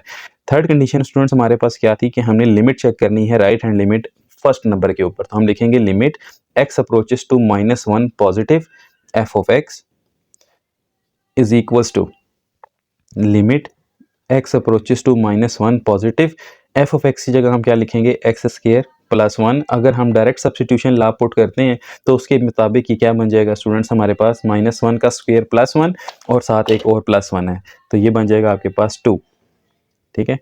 सो ये आ जाएगा आपके पास -1 का square plus 1 is equals to 2। और डायरेक्ट अब हमने देखनी है एफ ऑफ -1 पे। क्योंकि हमारी सेकंड कंडीशन क्या थी कि इसी पे राइट हैंड लिमिट और इसी फंक्शन की पे एग्जैक्ट वैल्यू। तो f ऑफ -1 अगर हम इस फंक्शन में पुट करते हैं तो -1 का स्क्वायर प्लस 1, उससे भी हमारे पास आंसर क्या आता है, 2 आता है। तो एक बात प्रूव होगी कि limit x approaches to -1 positive f of x का जो आंसर है वो f ऑफ -1 के इक्वल है। तो right hand limit and point first के ऊपर कंप्लीट होगी। अब जो दूसरी चीज़ हम देखते हैं वो है limit x approaches to second वाले पॉइंट के ऊपर left hand limit 3 negative f of x is equals to limit x approaches to 3 negative x का स्क्वायर प्लस 1। अगर अब यहाँ पे हम 3 पुट करते हैं तो ये 10 बन जाता है उसमें, 3 का स्क्वायर 9 + 1 10। और डायरेक्ट अगर हम f ऑफ 3 निकालते हैं f ऑफ 3 तो वो भी हमारे पास क्या बनता है, 10 बनता है। तो इट मीन्स कि limit x approaches to 3 negative f of x is equals to f of 3।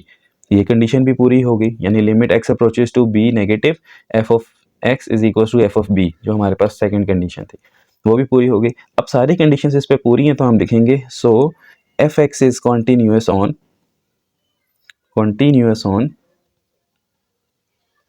On closed interval -1, 3। तो स्टूडेंट्स यहाँ से तो हम डायरेक्टली बता चुके थे कि ये इंटरवल जो है, क्योंकि इसकी डोमेन रियल नंबर थी और ये इंटरवल रियल नंबर के अंदर फॉल करता है, दैट्स वाई इस इंटरवल पे भी ये फंक्शन कॉन्टीन्यूअस होगा। लेकिन ये बाय डेफिनेशन हमने इसको प्रूव किया। तो उम्मीद करता हूँ ये समझ आया होगा। अब स्टूडेंट्स इसके सेकंड इंटरवल के लिए चेक करते हैं। सेकंड इंटरवल स्टूडेंट्स हमारे पास एक सेमी ओपन इंटरवल है जो लेफ्ट साइड से क्लोज है लेकिन राइट साइड से ओपन है। तो इसको हमने सिर्फ इस एक वैल्यू के लिए चेक करना है। नाउ यहाँ पे लाइन लगा देते हैं स्टूडेंट ताकि पता चले क्वेश्चन एंड हो गया। नाउ फॉर 3 to इन्फिनिटी, ज़रा गौर से देखें स्टूडेंट्स। तो फंक्शन इन एंड पॉइंट्स के ऊपर डिफाइंड भी है। एंड पॉइंट से मुराद सिर्फ इस पे चेक करना है, इन्फिनिटी पे चेक करेंगे तो इन्फिनिटी एक बहुत लार्ज नंबर है तो लार्ज नंबर ही आंसर आएगा, ठीक है। अब स्टूडेंट्स हम अगर यहाँ देखें तो ये ओपन इंटरवल अगर हम इसको कर दें तो 3 से इन्फिनिटी के दरमियान कोई भी नंबर अगर आप ले लें, ठीक है। इन्फिनिटी भी पॉजिटिव कोई बहुत बड़ा नंबर है ना, इसलिए उसको अनडिफाइंड लिखा हुआ है। इन्फिनिटी कोई इटसेल्फ इसकी प्रेजेंस नहीं है, ये कोई भी एक बहुत लार्ज नंबर है जो कि हमारी सोच से बाहर है। तो इन 3 और इन्फिनिटी के दरमियान अगर हम कोई नंबर लें तो हमारे पास कोई ना कोई आंसर आएगा, क्योंकि डोमेन इसकी सेट ऑफ रियल नंबर है, -इन्फिनिटी से इन्फिनिटी तक है, हर नंबर पे कोई ना कोई आंसर आएगा। अच्छा, सेकेंडली स्टूडेंट्स, अब पहली 2 कंडीशंस यहाँ पे ऑलरेडी वेरीफाई होगी। तीसरी कंडीशन में हमने सिर्फ अब ऑप्शन है फर्स्ट पॉइंट के ऊपर लेफ्ट हैंड लिमिट चेक करने की, ठीक है, क्योंकि सेकंड पॉइंट के ऊपर हम राइट हैंड लिमिट अभी नहीं चेक कर सकते, वो अनडिफाइंड पॉइंट है। तो हम सिर्फ देखेंगे limit x approaches to 3 negative f of x is equals to limit x approaches to 3 negative f of x की जगह x स्क्वायर प्लस 1, और अगर हम 3 पुट करते हैं तो आंसर क्या आता है, 10 आता है। और अगर हम इन्फिनिटी की तरफ जाते हैं तो वो भी हमारे पास क्या आता है, एक अनडिफाइंड पॉइंट आ जाता है, ठीक है। यानी वहाँ पर भी f ऑफ 3 अगर हम देखते हैं तो वो भी हमारे पास क्या आता है, 10 आता है। और अगर हम लेफ्ट हैंड लिमिट चेक करना चाहें, यहाँ पे मुझसे एक थोड़ी सी मिस्टेक हुई है स्टूडेंट्स, यहाँ पे हमें पॉजिटिव आना चाहिए क्योंकि हम राइट हैंड लिमिट देख रहे हैं, ठीक है स्टूडेंट्स। तो अगर हम इस पे लेफ्ट हैंड लिमिट देखेंगे इन्फिनिटी के ऊपर तो वो सारा क्वेश्चन फिर अनडिफाइन हो जाएगा। तो वहाँ पे भी f ऑफ इन्फिनिटी आंसर देगा, वहाँ पे भी ये कंडीशन वेरीफाई हो जाती है। लेकिन जब भी आपके पास इन्फिनिटी आ जाए तो फिर आपने वन साइडेड लिमिट ही चेक करना होती है। तो यहाँ पे स्टूडेंट्स ये हम लिखेंगे, it is continuous on 3 to infinity, ठीक है। जब भी आपके पास इन्फिनिटी इंक्लूड हो जाए तो फिर वन साइडेड लिमिट होनी चाहिए आपकी। ये था आपके पास क्वेश्चन नंबर 9। अब हम चलते हैं क्वेश्चन 10 पे। जी स्टूडेंट्स, क्वेश्चन नंबर 10 है। क्वेश्चन नंबर 10 में मेथड 1 में हम सबसे पहले क्या फाइंड करेंगे, डोमेन फाइंड करेंगे। हम देखते हैं कि as domain of f of x is complete set of real number except 0। देखें, जो भी आपके पास फंक्शन था उस फंक्शन में आप सारे रियल नंबर पुट करवा सकते हैं, लेकिन x की जगह अगर 0 आ गया तो आपका फंक्शन अनडिफाइन हो जाएगा। नाउ -3 to 3 ये जो इंटरवल है, क्या इसके दरमियान 0 आ रहा है? सो this is not the subset of set of real number -0। क्यों नहीं है बेटा ये सबसेट? ये इसलिए नहीं है कि जो बड़ा सेट था डोमेन वाला उसके अंदर 0 शामिल नहीं है, लेकिन जो इंटरवल आपके पास लिखा हुआ है उसमें तो 0 शामिल है। -3 से 3 के दरमियान 0 आता है। तो ऐसा कैसे हो सकता है कि एक नंबर यहाँ मौजूद हो लेकिन यहाँ मौजूद ना हो और फिर भी हम उसको सबसेट लिख दें? तो सबसेट के लिए तो ज़रूरी है कि सबसेट के सारे एलिमेंट्स उस नंबर के अंदर उस डोमेन के अंदर मौजूद होने चाहिए, ठीक है। जब भी हम सेट और सबसेट पढ़ के आए हैं तो हमें ये पता है कि सबसेट जो होता है वो छोटा सेट होता है और उसके सारे एलिमेंट उस बड़े सेट के अंदर मौजूद होते हैं। तो जो बड़ा सेट है उसके अंदर 0 है नहीं और यहाँ पे 0 मौजूद है, तो इट मीन्स ये वाला जो इंटरवल है वो इस सेट का सब इंटरवल नहीं है। तो इसका मतलब फिर यहाँ पर आपका जो फंक्शन है वो भी डिसकंटिन्यूस होगा ऑन दिस इंटरवल, ठीक है।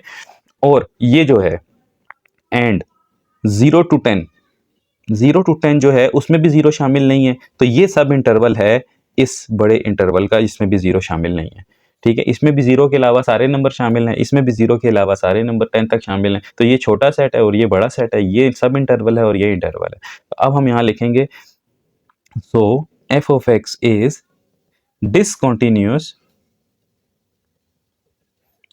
discontinuous on -3 to 3 and continuous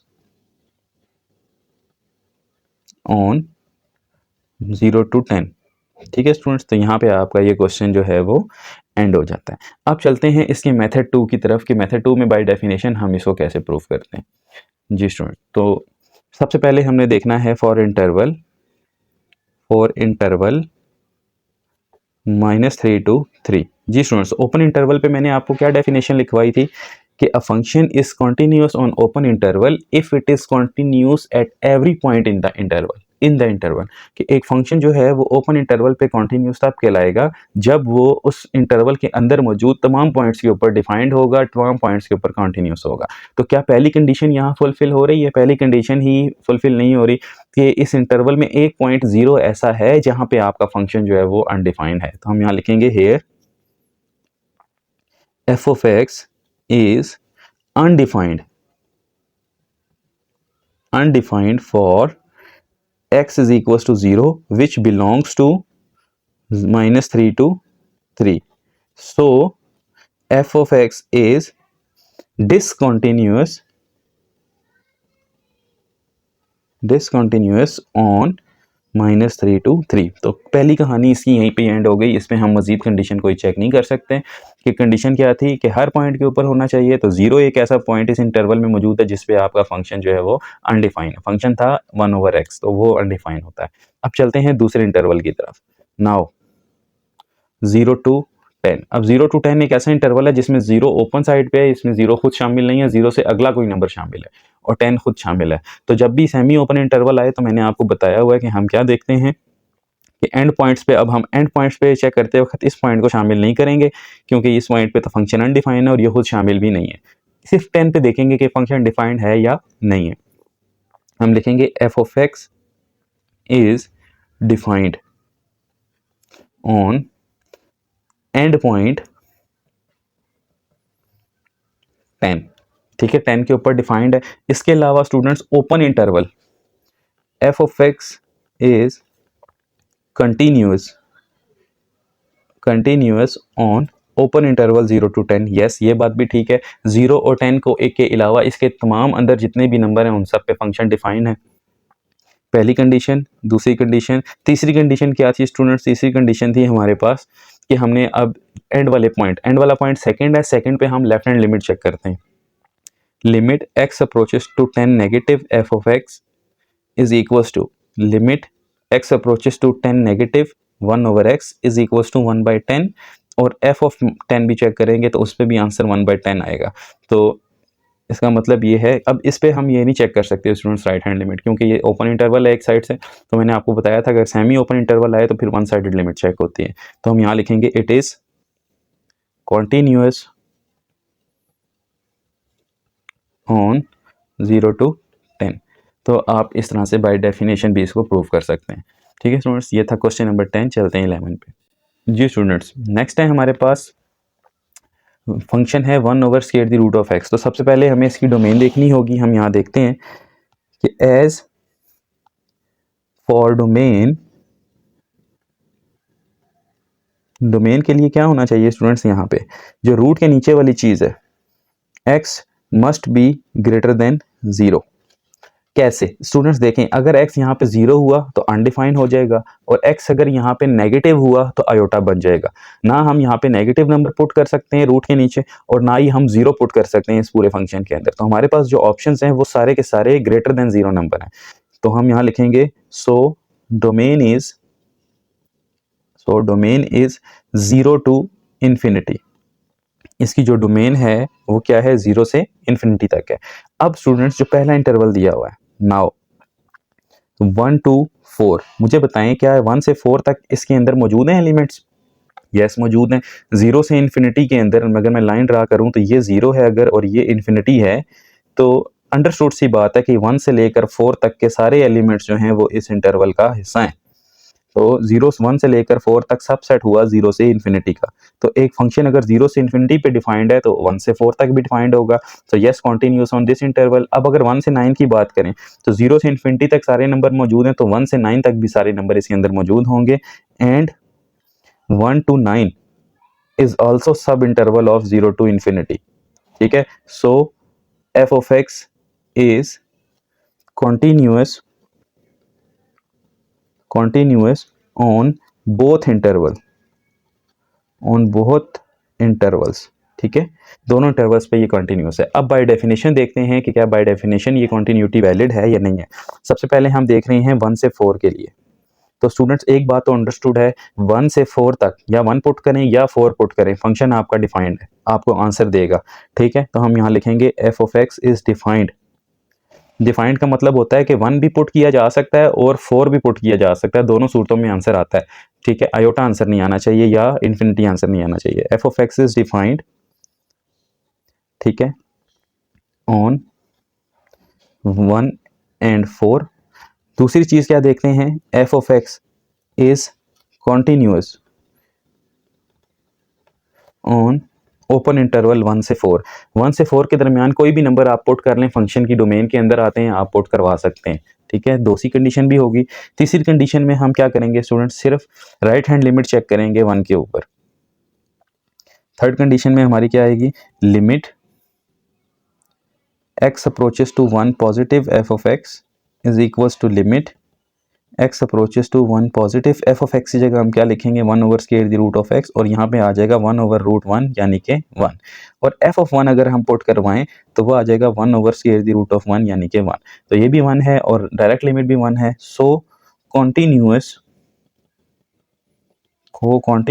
on this interval. ठीक होगी बात। अब स्टूडेंट्स हम चलते हैं इसके दूसरे इंटरवल की तरफ। ठीक है, इसका दूसरा इंटरवल हमारे पास है 1 से 9 तक। तो पहली कंडीशन स्टूडेंट्स क्या होती है, f of x is defined on end points 1 and 9। तो भाई हम पुट करवा सकते हैं, 1 भी पुट कर सकते हैं, 9 भी पुट कर सकते हैं फंक्शन के अंदर 1/√x के अंदर। दूसरी चीज स्टूडेंट्स, अगर एंड पॉइंट्स पुट किए जा सकते हैं यहाँ पे, तो f of x is continuous on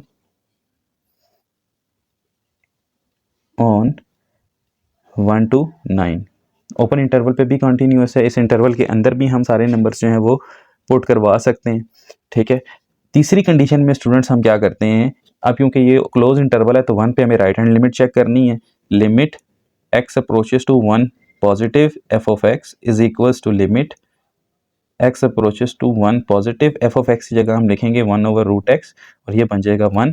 f of 1 निकालें तो भी हमारे पास क्या आता है 1 ओवर रूट 1 यानी कि 1। तो दोनों लिमिट सेम हो गई। चौथे नंबर पे हम क्या देखते हैं, limit x approaches to 9 negative, यानी एंड वाले पॉइंट के ऊपर दूसरे वाले पे left hand limit f of x is equals to limit x approaches to 9 negative f of x की जगह 1 ओवर रूट x। अगर हम पुट करते हैं तो ये हमारे पास क्या बनता है 1/3 बनता है। अगर हम f of 9 पुट करते हैं फंक्शन के अंदर डायरेक्टली तो वो भी हमारे पास 1/3 बनता है। तो दोनों सूरतों में यहाँ भी आंसर सेम है, सारी कंडीशंस फुलफिल हो गई। तो अब हम लिखेंगे so continuous on closed interval 1 to 9। ये था आपके पास क्वेश्चन नंबर 11। चलते हैं 12 पे। जी स्टूडेंट्स, क्वेश्चन नंबर 12 के लिए अब हम सबसे पहले इसकी डोमेन देखते हैं। फॉर डोमेन के लिए हमें क्या पता है कि रूट के नीचे वाली चीज़ हमेशा या तो 0 होनी चाहिए या 0 से बड़ी होनी चाहिए, नेगेटिव नहीं होनी चाहिए। For domain x² - 9 must be greater और इक्वल्स टू 0। तो यहाँ से हमारे पास क्या इक्वालिटी बनेगी, x इज ग्रेटर और इक्वल्स टू 9। अगर हम दोनों तरफ स्क्वायर रूट ले लें, ठीक है, तो ये बन जाएगा स्टूडेंट्स हमारे पास x is greater than equals to -9। अच्छा, जब भी हम +-3 हम देखेंगे कि जब रूट लेंगे ना तो +-3 यहाँ भी लगा सकते हैं और यहाँ भी लगा सकते हैं। तो हम यहाँ लगा रहे हैं x के साथ। ठीक है, तो यहाँ से दो कंडीशंस बन रही हैं। एक बन रही है x is greater than equals to 3 and दूसरी क्या बन रही है -x is greater than equals to 3। अब स्टूडेंट्स ये वाली जो कंडीशन है ये तो ऐसे ही रहेगी, लेकिन ये क्या बन जाएगी, ये बन जाएगी x इज लेस और इक्वल टू -3। अब ये कौन कौन से नंबर हैं स्टूडेंट्स, अगर मैं रियल लाइन पे इसको प्लॉट करता हूँ, ये -इन्फिनिटी है और ये +इन्फिनिटी है, ठीक है। तो हमारे पास यहाँ पे -3 है और यहाँ पे +3 है। अब मुझे बताएं इस डोमेन के को हम कैसे प्लॉट कर सकते हैं। ये वो सेट है जो कि आपको कह रहा है कि x के वो सारे नंबर जो 3 और 3 से बड़े हों, वो ये है, ठीक है स्टूडेंट्स। पहला इंटरवल ये बन रहा है, ये कह रहा है कि वो नंबर जो -3 और -3 से छोटे हों, -3 यहाँ पे है और छोटे नंबर यहाँ पे हैं, तो बीच का ये इलाका खाली है। तो डोमेन इसकी क्या बन रही है स्टूडेंट्स, इसकी डोमेन बन रही है -इन्फिनिटी से -3 यूनियन 3 से इन्फिनिटी, ये इसकी डोमेन है। अब जो इंटरवल्स हैं मुझे बताएं, क्या -3 और 3 से -3 से लेकर 3 तक क्या इस डोमेन में शामिल हैं? लाइन से नज़र आ रहा है कि -3 और 3 खुद तो शामिल हैं, लेकिन बीच वाले नंबर शामिल नहीं है। नाउ -3 to 3 ये जो नंबर हैं बेटे, ये सब इंटरवल नहीं है किसके, इस डोमेन के। ये बात तो कन्फर्म हो गई, ठीक है, क्योंकि डोमेन के अंदर ही वो नंबर शामिल नहीं है जो -3 और 3 के दरमियान में हो, तो ये इंटरवल तो है ही -3 से 3 के दरमियान वाला, तो ये इसका सब इंटरवल नहीं है। इस इंटरवल पे फंक्शन डिसकंटिन्यूअस होगा, अभी हम प्रूव भी करेंगे। और ये वाला जो है 3 to इन्फिनिटी, इसको अगर आप गौर करें तो ये खुद एक हिस्सा है इस डोमेन का, तो यस ये इसके अंदर शामिल है, तो ये इसका सब इंटरवल है -infinity to -3 union 3 to infinity, ठीक है बेटा। तो इस पे कॉन्टिन्यूस होगा, इस पे कॉन्टिन्यूस नहीं होगा। अब जरा इसको बाय मेथड प्रूफ करते हैं, बाय डेफिनेशन के कौन से पे कॉन्टिन्यूस है और किस पे नहीं है। तो सबसे पहले जरा हम देख रहे हैं -3 से 3। पहली कंडीशन हमारी क्या होती है, पहली कंडीशन होती है f of x is defined on -3 and 3। And point पे आपका फंक्शन डिफाइंड है, यस डिफाइंड है। आप 3 भी पुट करवा सकते हैं, आप -3 भी पुट करवा सकते हैं। 3 पुट करवाएं तब भी 0, -3 पुट करवाएं तब भी 0। पहली कंडीशन फुलफिल होगी। दूसरी कंडीशन पे आए, दूसरी कंडीशन क्या है, f of x is not, f of x is continuous on -3 to 3। अब ज़रा यहाँ पे देखें, क्या -3 और 3 के दरमियान ये फंक्शन कॉन्टीन्यूस है? क्या -3 और 3 के दरमियान कोई भी नंबर हम पुट करवाएं तो यहाँ पे आंसर आता है? चलें एक छोटी सी एग्जांपल है, 0 ले लेते हैं। 0 यहाँ पे पुट करवाएं, 0 का स्क्वायर 0 -9 तो वो तो 3 आयोटा बन गया। इसका मतलब ये हुआ कि बच्चों ओपन इंटरवल पे ये फंक्शन कॉन्टीन्यूस नहीं है, यहाँ पे वो सारे नंबर मौजूद हैं जिसकी वजह से आपका फंक्शन आयोटा बन रहा है। तो हम लिखेंगे बट हेयर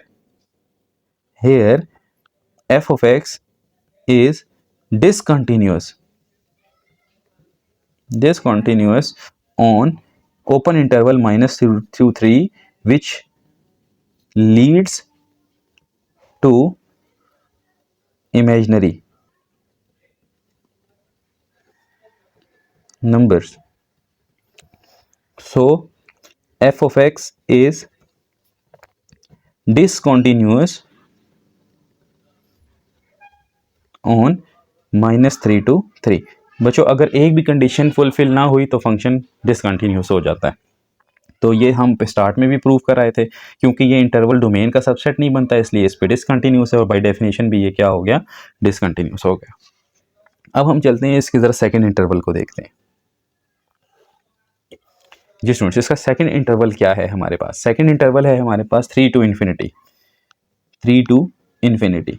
सबसे पहली चीज़ हम क्या देखते हैं, f of x is defined, f of x is defined on 3। जो एंड पॉइंट 3 है यहाँ पे उसके ऊपर ये डिफाइंड है, हम पुट करवा सकते हैं। f of x is continuous on 3 to infinity. 3 से लेकर इन्फिनिटी तक कोई भी नंबर पुट करें आपके पास ये फंक्शन कभी भी आयोटा नहीं बनेगा। 3 पुट करवा सकते हैं, 3 के दरमियान जितने नंबर हैं वो सारे आप यहाँ पे पुट करवा सकते हैं। थर्ड कंडीशन जो है स्टूडेंट्स, यहाँ पे वन साइडेड लिमिट हमें चेक करनी है और पहला पॉइंट है तो हमें राइट हैंड लिमिट चेक करनी होगी। तो limit x approaches to 3 positive f of x is equals to limit x approaches to 3 positive f of x की जगह क्या आ जाएगा, square the root of x का स्केयर -9, और यहाँ पे अगर हम पुट करवाते हैं 3 का स्केयर 9 तो ये क्या बनता है हमारे पास 0 बनता है। और अगर हम डायरेक्ट एफ ऑफ 3 पुट करते हैं तब भी हमारे पास क्या आता है 3 का स्क्वेयर -9 जो कि 0 बन रहा है। So f of x is continuous on 3 to infinity. ये लें जी, इस इंटरवल पे ये कंटिन्यूस है, दूसरे पे ये डिसकंटिन्यूस था। क्वेश्चन कंप्लीट हुआ। बच्चों मेरी कोशिश है और अपनी तरफ से मेरी फुल ट्राई है कि मैं आपको वो तमाम मेथड्स बताऊं जिससे आप पेपर में भी और एमसीक्यूज़ में भी अपना क्वेश्चन प्रिपेयर कर सकें। इस एक्सरसाइज में मैं थोड़ा सा लेट हो गया, अपनी मसरूफियत की वजह से, बहुत शदीद मसरूफियत थी, दैट्स वाई मैं एक्सरसाइजेज अपलोड नहीं कर सका, लेकिन इंशाल्लाह अब ये सिलसिला जारी रहेगा। तो चलते हैं क्वेश्चन नंबर 13 की तरफ। जी स्टूडेंट्स, क्वेश्चन नंबर 13 है, ये फंक्शन है हमारे पास और ये इंटरवल्स को हमने चेक करना है। सबसे पहले तो हम इस फंक्शन की डोमेन फाइंड करते हैं। हम लिखते हैं कि फॉर डोमेन के लिए जो डिनोमिनेटर है वो 0 नहीं होना चाहिए। अगर ये डिनोमिनेटर 0 हो जाए, एक्स का क्यूब प्लस 8 अगर 0 के इक्वल हो जाए स्टूडेंट्स, तो यहाँ से आपको क्या मिल सकता है, आप यहाँ पे फार्मूला ओपन कर सकते हैं। ये बन जाएगा आपके पास x cube plus 2 cube is equal to 0। अगर आप यहाँ फार्मूला ओपन करें तो बनेगा एक्स प्लस 2 यानी ए प्लस बी ए का square minus a b plus b का स्केयर इक्वल्स टू 0। यहाँ से दो पॉसिबिलिटीज़ हैं, या x प्लस 2 इक्वल्स टू 0 होगा या फिर x का square -2x plus 4 equals to 0 होगा। इसको अगर आप देखें ना तो यहाँ से आपके पास एक आंसर आ रहा है -2। लेकिन बच्चों अगर आप यहाँ से x की वैल्यू निकालना चाहते हैं तो सिंपल है, सॉल्व करने से पहले ही आप इसका डिस्क्रिमिनेंट देख लें। b स्केयर -4ac वो क्या बनता है, b का स्केयर -4ac बनेगा -2 का स्केयर यानी कि 4 -4a और c की जगह 4, ये बन जाएगा 4 - 16 which is -12 and less than 0। 10th class में आप पढ़ के आए थे, अगर डिस्क्रिमिनेंट लेस देन 0 हो तो आपके रूट्स की नेचर इमेजनरी होती है। एक्सरसाइज 2.1 के बाद ये टॉपिक लिखा हुआ है नेचर ऑफ रूट्स का, बल्कि 2.1 के अंदर ही है, ठीक है, discuss the nature of the roots, ठीक है। तो नेचर ऑफ रूट्स के अंदर आपने 4 तरह की नेचर्स पढ़ी थी। अगर डिस्क्रिमिनेंट ग्रेटर देन 0 हो और आपके पास कंप्लीट स्क्वायर हो तो रूट्स होते हैं रियल, रैशनल एंड अनइक्वल, ठीक है। अगर डिस्क्रिमिनेंट ग्रेटर देन 0 हो और कंप्लीट स्क्वायर ना हो तो रूट्स होते हैं रियल, इररेशनल एंड अनइक्वल। अगर डिस्क्रिमिनेंट इक्वल्स टू 0 हो तो real, rational and equal, and discriminant is less than 0 तो फिर आप लिखते हैं रूट्स आर इमेजनरी। तो हमने सॉल्व किए बगैर ये बता दिया कि जो भी रूट्स आएंगे लेकिन होंगे वो कौन से, इमेजनरी। तो इमेजनरी रूट्स हमारे काम के नहीं होते, इसलिए हम इसको सॉल्व नहीं करेंगे, हमारे पास सिर्फ एक्स की एक यही वैल्यू चलेगी, ठीक है। सो आप स्टूडेंट्स इमेजनरी रूट्स, अब स्टूडेंट्स मुझे ये बताएं कि इसकी डोमेन क्या बनी। इसकी जो डोमेन है वो मैं यहाँ लिख रहा हूँ, domain is set of all real numbers accept -2। आप सारे नंबर यहाँ पे पुट करवा सकते हैं, लेकिन जैसे ही आप -2 पुट करवाएंगे बच्चों तो ये आपके पास डिनोमिनेटर 0 हो जाएगा, और डिनोमिनेटर 0 होने से मुराद फंक्शन अनडिफाइन हो जाएगा। अब मुझे आप देखकर बताएं क्या -4 और -3 के दरमियान में -2 आता है? नहीं आता। -4 और -3 कंप्लीटली इस इंटरवल के अंदर मौजूद है, ठीक है, लाई करता है, क्योंकि -2 इस इंटरवल का हिस्सा नहीं है। तो आप लिखेंगे -4 एंड -3 इज अ सब इंटरवल ऑफ दिस डोमेन। तो इस पे ये फंक्शन आपका कंटिन्यूअस होगा इस इंटरवल पे। लेकिन अगर आप गौर करें -10 और 10 के दरमियान में -2 मौजूद है, ठीक है, तो लेकिन डोमेन के अंदर -2 मौजूद नहीं है। तो -10 और 10 इस इंटरवल का सब इंटरवल नहीं होने की वजह से इस फंक्शन को डिसकंटिन्यूअस हो जाएगा ये -10 और 10 पे, ठीक है।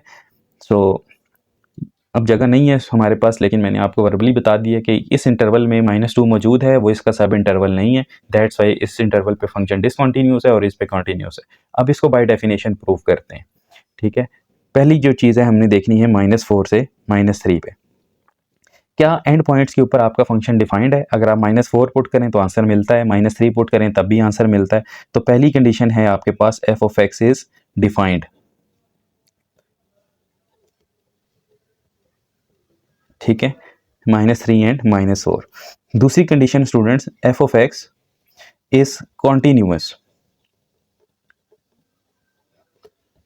On -4 and -3। अंडरस्टूड सी बात है कि -2 पे खाली फंक्शन अनडिफाइंड है, तो -2 इसका हिस्सा नहीं है, तो सारी वैल्यूज़ के ऊपर ये फंक्शन डिफाइंड होगा, कंटिन्यूस होगा। थर्ड कंडीशन थी स्टूडेंट्स, हमने लिमिट चेक करनी है, limit x approaches to -4 positive, f of x is equals to limit x approaches to -4 positive, f of x की जगह x ओवर x का क्यूब प्लस 8। अगर आप यहाँ पे -4 पुट करवाते हैं तो ये आपके पास क्या बनता है, तो ये स्टूडेंट्स आपके बनता है 1/14। अगर आप डायरेक्टली यहाँ पे पुट करवाएं तो ये बनता है 1/14, और अगर आप डायरेक्ट f(4) भी पुट करवाएं, सॉरी -4, तब भी ये फंक्शन आपका क्या बनेगा, 1/14 बनेगा। तो स्टूडेंट्स ये एक वन साइडेड लिमिट तो इस पे वेरीफाई होगी। दूसरी लिमिट हम कौन सी चेक करते हैं, limit x approaches to -3 negative f(x). So ये बनेगा limit x approaches to -3 negative f(x) की जगह x/x³ + 8। अब स्टूडेंट्स हमें यहाँ पे -3 पुट करवाना है, तो हम इसको डिलीट करते हैं, यहाँ से -3, यहाँ पे भी इसको -3, तो हमारा आंसर क्या बन रहा है, 3/19। तो लिमिट का आंसर आ रहा है limit x approaches to -3 negative f(x) का आंसर हमारे पास आ रहा है 3/19। अगर हम डायरेक्टली f(-3) पुट करवाएं तब भी 3/19 ही आएगा। ठीक है, तो अब स्टूडेंट्स यहाँ पे वेरीफाई हो गया, इट इज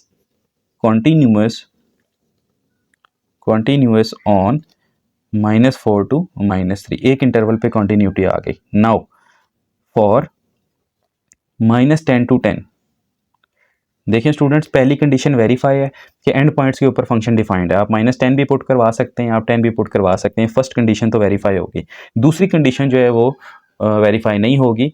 हम लिखेंगे कि as f(x) is discontinuous on open interval -10 to 10। Reason क्या है, as -2 belongs to -10 to 10, so discontinuous.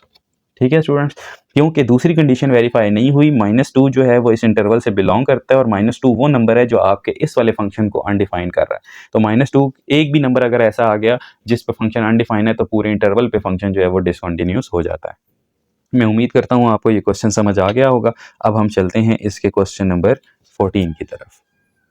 Ji students, question number 14 है, हमें साइन ऑफ 1/x दिया गया है। हम सबसे पहले इसकी डोमेन निकालते हैं। हम देखते हैं कि as for domain x is not equal to 0। ठीक है स्टूडेंट्स, सो x 0 नहीं हो सकता है यहाँ पे, तो इसकी डोमेन क्या बनेगी, set of all real number except 0। ठीक है, तो अब जो 0 है स्टूडेंट्स, ना वो इस इंटरवल के दरमियान में आ रहा है और ना वो इस इंटरवल के दरमियान में आ रहा है।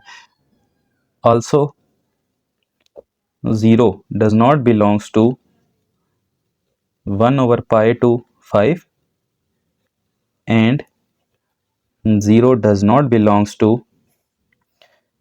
π/2 to 3π/2.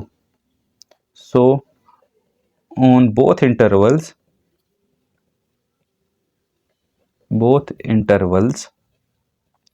f(x) is continuous। ठीक है, अच्छा यहाँ तक तो बात क्लियर है, लेकिन मैं आपको एक पते की बात बताता हूँ कि अगर हम यहाँ 0 पुट कर देते हैं तो हमारे पास आंसर क्या बनता है, इन्फिनिटी। ठीक है, अगर हम यहाँ पे लेट से 0 पुट कर देते हैं तो ये हमारे पास क्या बनता है, इन्फिनिटी। और याद रखें, sine infinity is not infinity. Sine infinity का जो आंसर होगा वो हमेशा बिलोंग करेगा -1 से 1 के दरमियान, लेकिन आपको नहीं पता कि कौन सा नंबर होगा। हमें ये तो पता है कि इन्फिनिटी एक बहुत बड़ा नंबर है, लेकिन बहुत बड़े नंबर का भी आंसर -1 और 1 के दरमियान में आएगा, क्योंकि याद रखें साइन की जो रेंज होती है वो -1 और 1 के दरमियान में होती है, लेकिन आपको नहीं पता कि कौन सा होगा। दैट्स वाई आप इसको कोई नंबर के लिख देते हैं। साइन इन्फिनिटी का आंसर हम कोई के लिखते हैं और लिखते हैं के belongs to -1 to 1।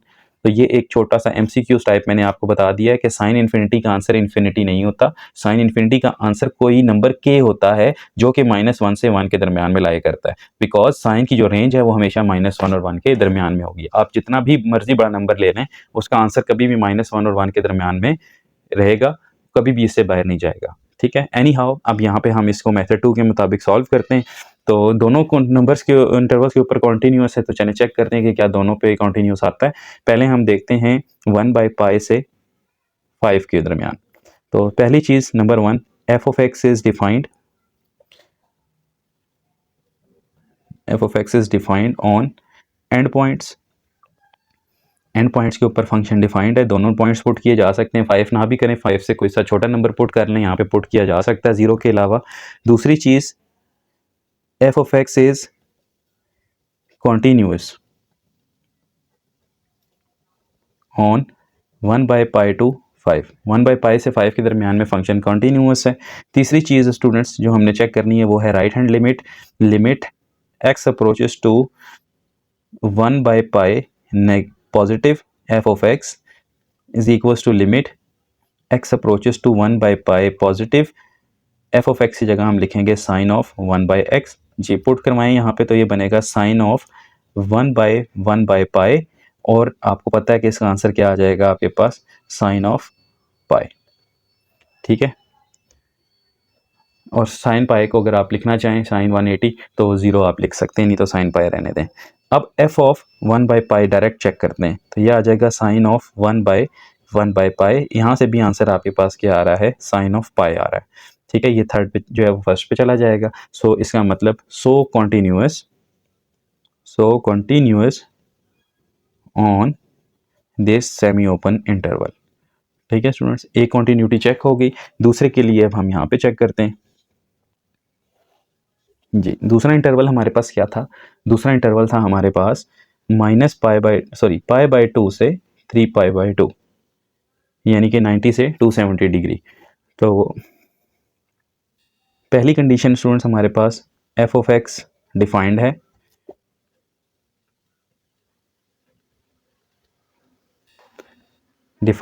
On end points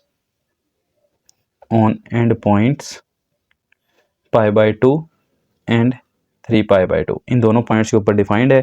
अच्छा, f of x is continuous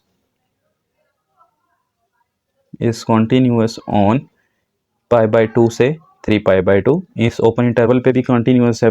ये आपके पास दूसरा और तीसरा क्वाड्रेंट बनते हैं पर 90 से लेकर 270 तक, तो हर पॉइंट के ऊपर साइन का कोई ना कोई आंसर आता है।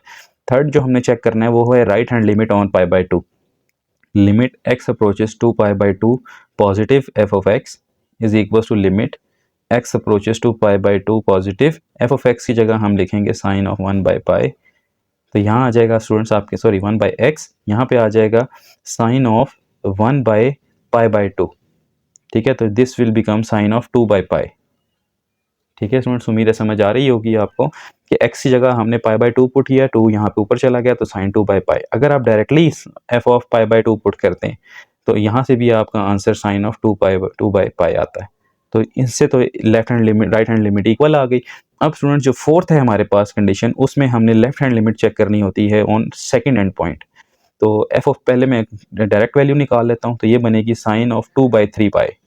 अगर आप 1/2 करते हैं ना 3π/2 तो 2 जो है वो लास्ट वाला ऊपर आ जाता है। अब लिमिट चेक कर लेते हैं। Limit x approaches to 3π/2 positive negative f of x, तो ये बनेगी लिमिट x अप्रोचेस टू 3π/2 और साइन ऑफ 1/π। तो स्टूडेंट्स अब आप देखें अगर मैं यहाँ पे 3π/2 पुट करता हूँ तो ये बनेगा साइन ऑफ 2/3π। तो इस तरह ये दोनों चीज़ें आपस में क्या हैं, इक्वल हैं। सो इसके ऊपर ये क्या है, इज कॉन्टीन्यूअस। ठीक है, यहाँ मैंने आंसर लिख दिया इसका। इस इंटरवल पे ये फंक्शन क्या है, कॉन्टीन्यूअस है। तो दोनों मेथड से मैंने आपको 9 से 14 तक के सारे क्वेश्चंस करवा दिए। अब हम चलते हैं क्वेश्चन नंबर 15 से 18 की तरफ, जिसमें हमें अननोन वैल्यूज को फाइंड करना है। जी स्टूडेंट्स, क्वेश्चन नंबर 15 है आपके पास, लिखा हुआ है in problem 15 to 18 find the values of m and n so the given function is continuous. अब बुक में आपको इस क्वेश्चन को कॉन्टिन्यूअस कह दिया गया है। ठीक है, और याद रखें कि यहाँ पे पॉइंट कॉन्टिन्यूटी इन्वॉल्व है, तो मैं यहाँ पे एक पॉइंट टू रिमेंबर लिख रहा हूँ कि if f of x is continuous on point, तो वहाँ पे हमें एक कंडीशन क्या थी कि left hand limit is equals to right hand limit is equals to exact value. ये तीनों चीज़ें आपस में क्या होती हैं, इक्वल होती हैं, तब कोई फंक्शन कॉन्टिन्यूअस होता है। अब स्टूडेंट्स यहाँ पे पॉइंट ऑफ कॉन्टिन्यूटी क्या है, 4 है। हमने 4 पे कॉन्टिन्यूटी चेक करनी है, लेकिन क्वेश्चन हमें पहले ही बता दिया गया कि कॉन्टिन्यूअस है। तो हमने इन तीनों चीज़ों को फाइंड करना है। सिंपल से वर्ड्स में बात है, हमने लेफ्ट हैंड लिमिट फाइंड करनी है, राइट हैंड फाइंड करनी है और एग्जैक्ट वैल्यू फाइंड करनी है, और दोनों तीनों को आपस में इक्वल रख देना है और वहाँ से हमने m की वैल्यू निकाल लेनी है। ठीक है, अगर 2 वेरिएबल हो तो 3 चीज़ों को इक्वल रखें, अगर एक वेरिएबल फाइंड करना हो तो कोई सी 2 चीज़ें आप इक्वल कर लें। तो अब यहाँ पे हमने m फाइंड करना है, तो हम लेफ्ट हैंड लिमिट और राइट हैंड लिमिट को इक्वल रखेंगे और m का आंसर निकाल लेंगे। ठीक है, तो हम यहाँ लिखते हैं लेफ्ट हैंड लिमिट। जी, लेफ्ट हैंड लिमिट कैसे निकालते हैं, limit x approaches to, point of continuity क्या है, 4 है, लेफ्ट हैंड निकाल रहे हैं तो नेगेटिव, एफ ऑफ एक्स। जी स्टूडेंट्स, तो अब यहाँ पे लेस के लिए कौन सा फंक्शन दिया हुआ है? यहाँ पर लेस के लिए फंक्शन दिया हुआ है आपको एम एक्स। तो आप यहाँ पे एम एक्स अब डायरेक्ट सब्सटीट्यूशन ला के मुताबिक एक्स की जगह 4 पुट कर दें तो यहाँ क्या आ जाएगा 4m। This is your left hand limit. Right hand limit क्या है? राइट हैंड लिमिट है आपके पास limit x approaches to 4 positive f of x is equals to limit x approaches to 4 positive, और ग्रेटर देन के लिए कौन सा फंक्शन है? X square. अगर आप डायरेक्टली यहाँ पे पुट करते हैं तो 4 का स्केयर क्या बना? 16। अब क्योंकि फंक्शन कॉन्टिन्यूस है, कॉन्टिन्यूस फंक्शंस में लेफ्ट हैंड लिमिट और राइट हैंड लिमिट इक्वल होती है, तो हम यहाँ पे लेफ्ट और राइट को इक्वल रख के एम की वैल्यू निकाल लेंगे। हम लिखेंगे कि as f of x is continuous, और ये गिवन है is continuous, so left hand limit is equal to right hand limit. अब लेफ्ट हैंड क्या थी? 4m इज इक्वल्स टू 16, और यहाँ से बच्चों आपके पास m का जो आंसर है वो क्या आया? 16/4 विच इज 4। तो m is equals to 4 is your answer. ठीक है, मैं उम्मीद करता हूँ क्वेश्चन 15 समझ आया होगा। अब हम चलते हैं क्वेश्चन 16 पे। जी स्टूडेंट्स, क्वेश्चन 16 में हमारे पास यहाँ पे भी एक फंक्शन है जो कि कॉन्टिन्यूस है और रिमूवेबल डिसकॉन्टिन्यूटी है 2 के ऊपर। तो यहाँ पे भी हम सबसे पहले क्या निकालेंगे? हम यहाँ पे लेफ्ट हैंड लिमिट, अच्छा जब भी हमारे पास रिमूवेबल डिसकॉन्टिन्यूटी आ जाए ना और फंक्शन कॉन्टिन्यूस भी हो तो हम सिर्फ लिमिट निकालेंगे, ना लेफ्ट ना राइट, क्योंकि डिसकॉन्टिन्यूटी है तो लेफ्ट और राइट के लिए एक ही फंक्शन यूज होगा। हम लिखेंगे limit x approaches to 2 f of x is equals to limit x approaches to 2 f of x की जगह क्या आ जाएगा? X square minus 4 over x minus 2। अगर इसको हम सॉल्व कर लें तो ये बनेगा limit x approaches to 2 x plus 2 x minus 2 over x minus 2। तो ये फंक्शन कैंसिल हो गया, तो यहाँ पे सिर्फ क्या रह गया? Limit x approaches to 2 x plus 2, और अगर आप यहाँ पे पुट करें तो आपके पास क्या आ रहा है? 4। अच्छा स्टूडेंट्स, यहाँ पे हमने लेफ्ट और राइट इसलिए नहीं निकाली क्योंकि हमें पता है कि लिमिट एग्जिस्ट कर रही है। जब लिमिट एग्जिस्ट करती है तो फिर ना हम लेफ्ट लिखते हैं ना राइट लिखते हैं।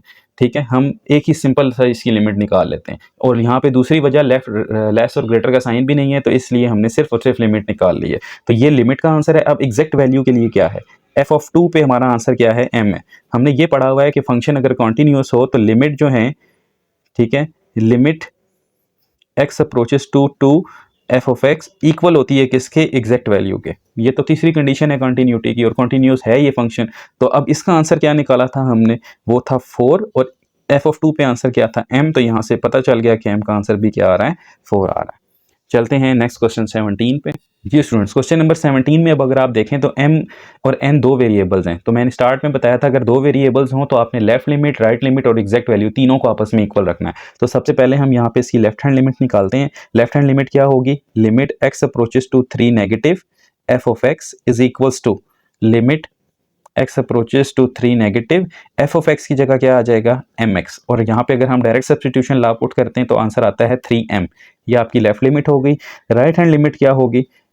Limit x approaches to 3 positive f of x is equals to limit x approaches to 3 positive f of x की जगह ग्रेटर के लिए क्या फंक्शन है? -2x plus 9। यहाँ पे 3 पुट करें, -2 इंटू 3 प्लस 9, ये आपके पास क्या आ जाएगा? -6 प्लस 9 विच इज 3। ये आपके पास दूसरा आंसर है।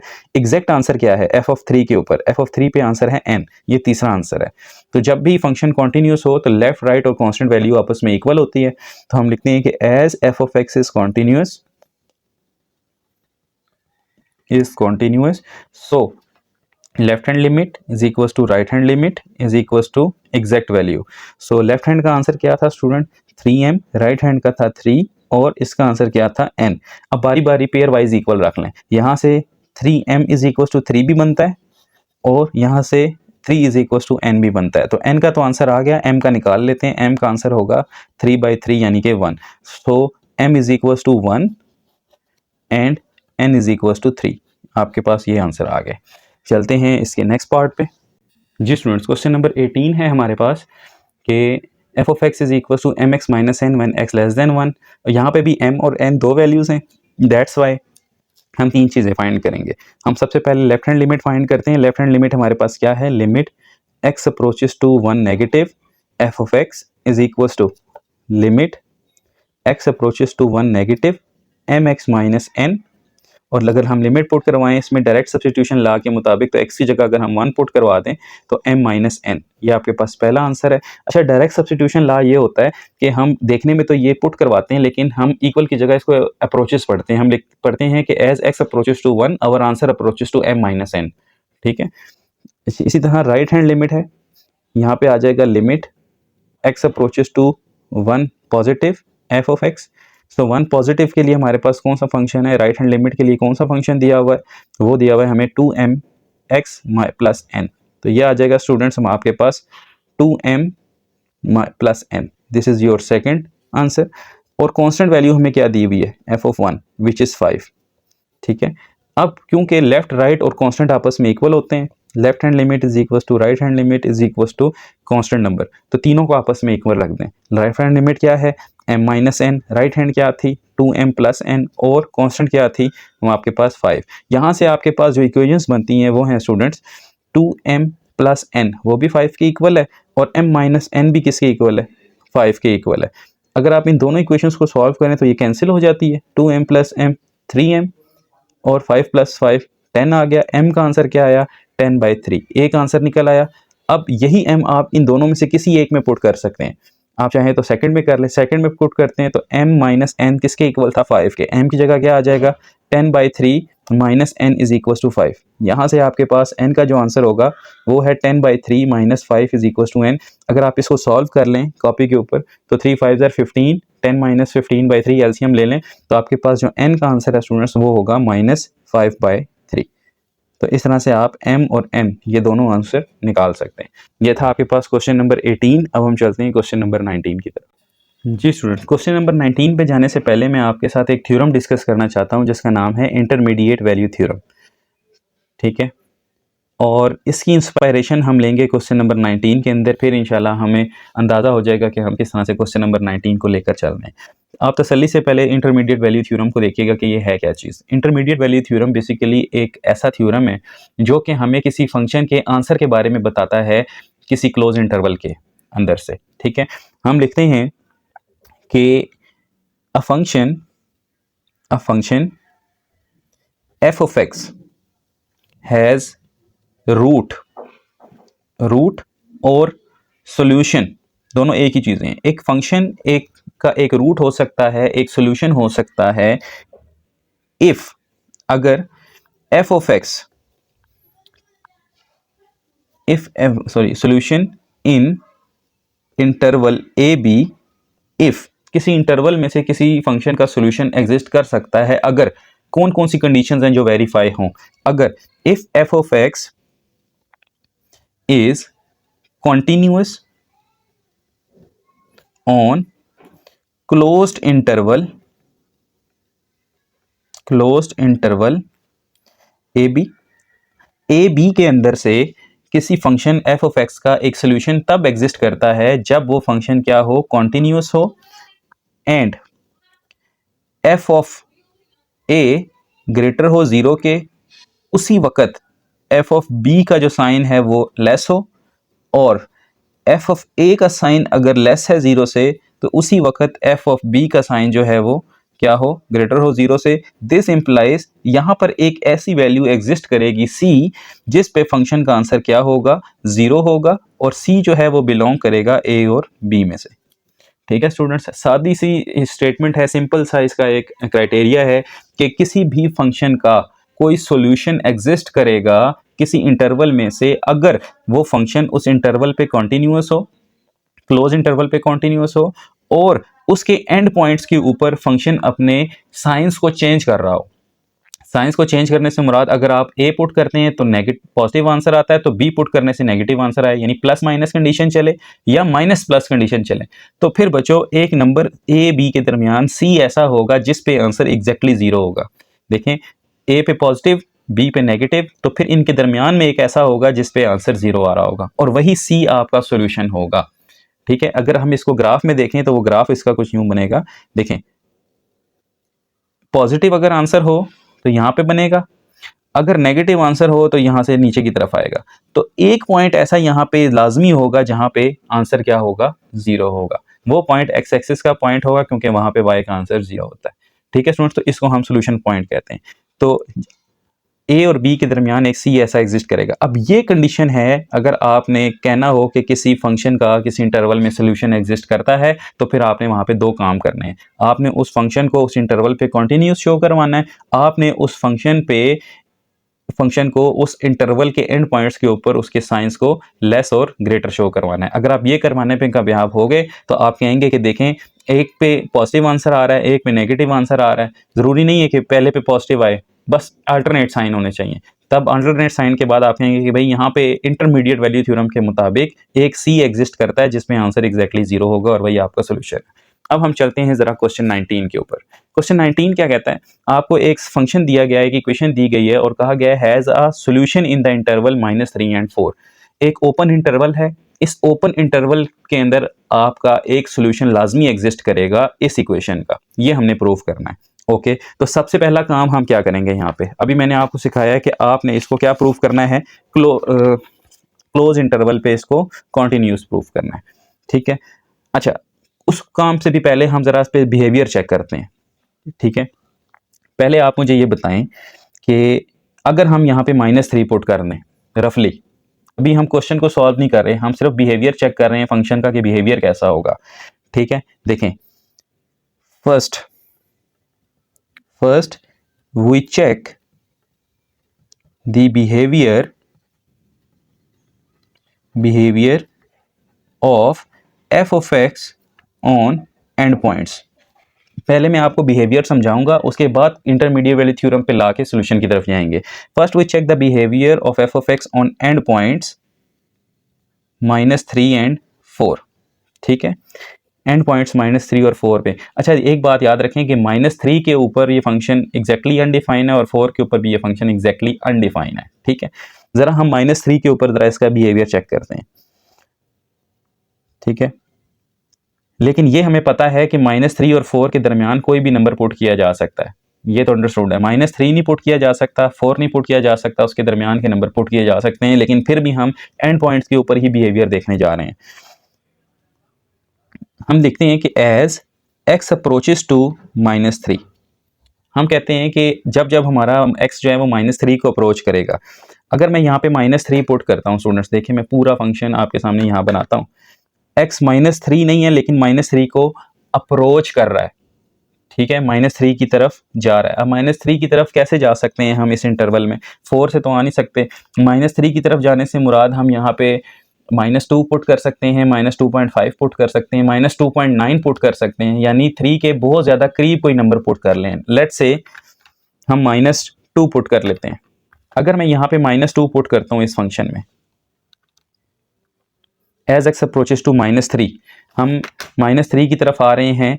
ठीक है, पॉजिटिव साइड से, क्योंकि हमें ये पता है कि किसी इंटरवल में हमारे पास फर्स्ट एंड पॉइंट के ऊपर हमने राइट हैंड लिमिट देखनी होती है और लास्ट वाले के ऊपर हमने लेफ्ट हैंड लिमिट देखनी होती है। अब हम राइट से ज़रा आ रहे हैं किसकी तरफ? -3 की तरफ। मैं यहाँ पे इसको फिजिकली ड्रा करता हूँ स्टूडेंट्स। ये आपके पास -3 से 4 का इंटरवल है, तो यहाँ पे अगर आप राइट साइड से इसकी तरफ आ रहे हैं -3 की तरफ, तो कौन सा नंबर पहले आ रहा है? -2, -2.1, -2.2, -2.9, -2.99। ठीक है, बहुत ज़्यादा करीब नंबर जो कि -3 के करीब हो, तो हमने अप्रोच करवाना है। तो लेट्स से हमने वो नंबर ले लिया है -2.9, चलें कह लेते हैं। अब हम -2.9 ज़रा पुट करते हैं, -3 के राइट साइड से अप्रोच करते हुए कोई नंबर लिया, तो उस पर आप देखें फंक्शन का आंसर क्या आ रहा है, कोई पॉजिटिव नंबर आ रहा है। तो यहाँ पे इस बात की गारंटी है कि as x approaches to -3 positive, our f of x will approaches to positive infinity. ठीक है, यानी प्लस की तरफ कोई ना कोई हमें आंसर देगा। इसी तरह students, as x approaches to 4 negative, हम 4 की तरफ लेफ्ट साइड से मूव कर रहे हैं इस तरफ से, तो 4 के करीब कौन सा नंबर है? 3.9 है। हम 3.9 अपुट करते हैं, ज़रा 3.99 भी कर सकते हैं, 3.99 भी कर सकते हैं। ठीक है, हम 3.9 पुट करते हैं जो 4 के करीब है। ठीक है, जहाँ जहाँ फंक्शन में हमने -2.9 पुट किया था वहाँ पे हम 3.9 पुट कर रहे हैं प्लस का।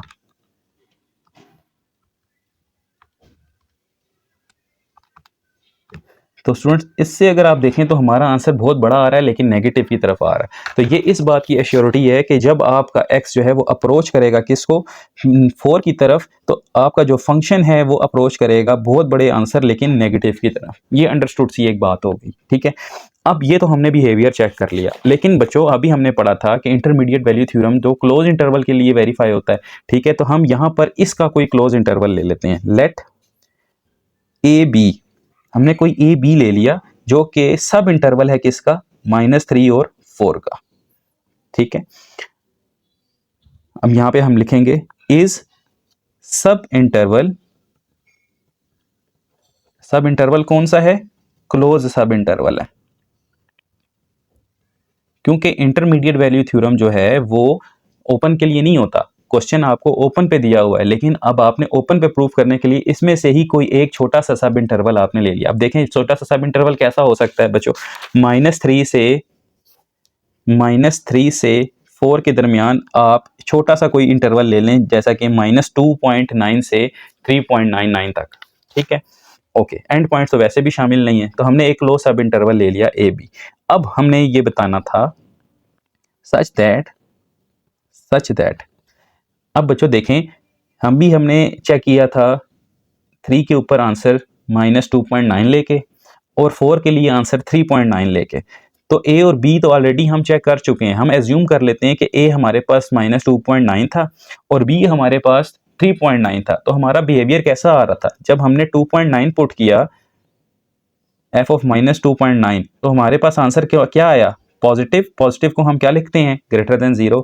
जब हमने f ऑफ 3.9 पुट किया तो हमारे पास आंसर क्या आया, नेगेटिव, और नेगेटिव को हम क्या लिखते हैं, लेस देन 0। अब क्योंकि हम अपनी मर्जी से कोई से दो जर्नल नंबर नहीं ले सकते, हमने ए और बी लेट कर लिया, लेकिन ये हमें पता है कि ए जो है वो -3 के करीब है और बी जो है वो 4 के करीब है। जब भी हम ए पुट करवाएंगे जो -3 के करीब होगा, बहुत करीब होगा, उससे आंसर हमें क्या मिलेगा, पॉजिटिव मिलेगा। और जब हम बी पुट करवाएंगे जो कि 4 के करीब है, उससे हमें आंसर नेगेटिव मिलेगा। ये तो मैंने एक एग्जांपल के तहत आपको पुट करके बताए थे। आप मजीद कोई करीब नंबर ले सकते हैं, 2.999 ले सकते हैं, 3.999 ले सकते हैं, ठीक है। जितने भी करीब नंबर आप 4 के लेंगे आपको नेगेटिव आंसर मिलेगा, जितने करीब नंबर आप -3 के लेंगे आपको पॉजिटिव आंसर मिलेगा। तो यहाँ हमने जनरल सा एक सब इंटरवल लेट कर लिया ए से बी, जो कि सब इंटरवल है -3 और 4 का, और उस पर हमें आंसर क्या मिलता है, सच that f of a is greater than 0। हमारे पास a का जो आंसर है, जो भी नंबर होगा a वो -3 के करीब होगा, चाहे वो -2.9 हो, -2 हो, -2.1 हो, आंसर पॉजिटिव होगा। And f of b is less than 0, और b जो भी लेट करेंगे वो जाहिर बात है 4 के करीब होगा, उस पर आपको आंसर जो है वो नेगेटिव मिलेगा।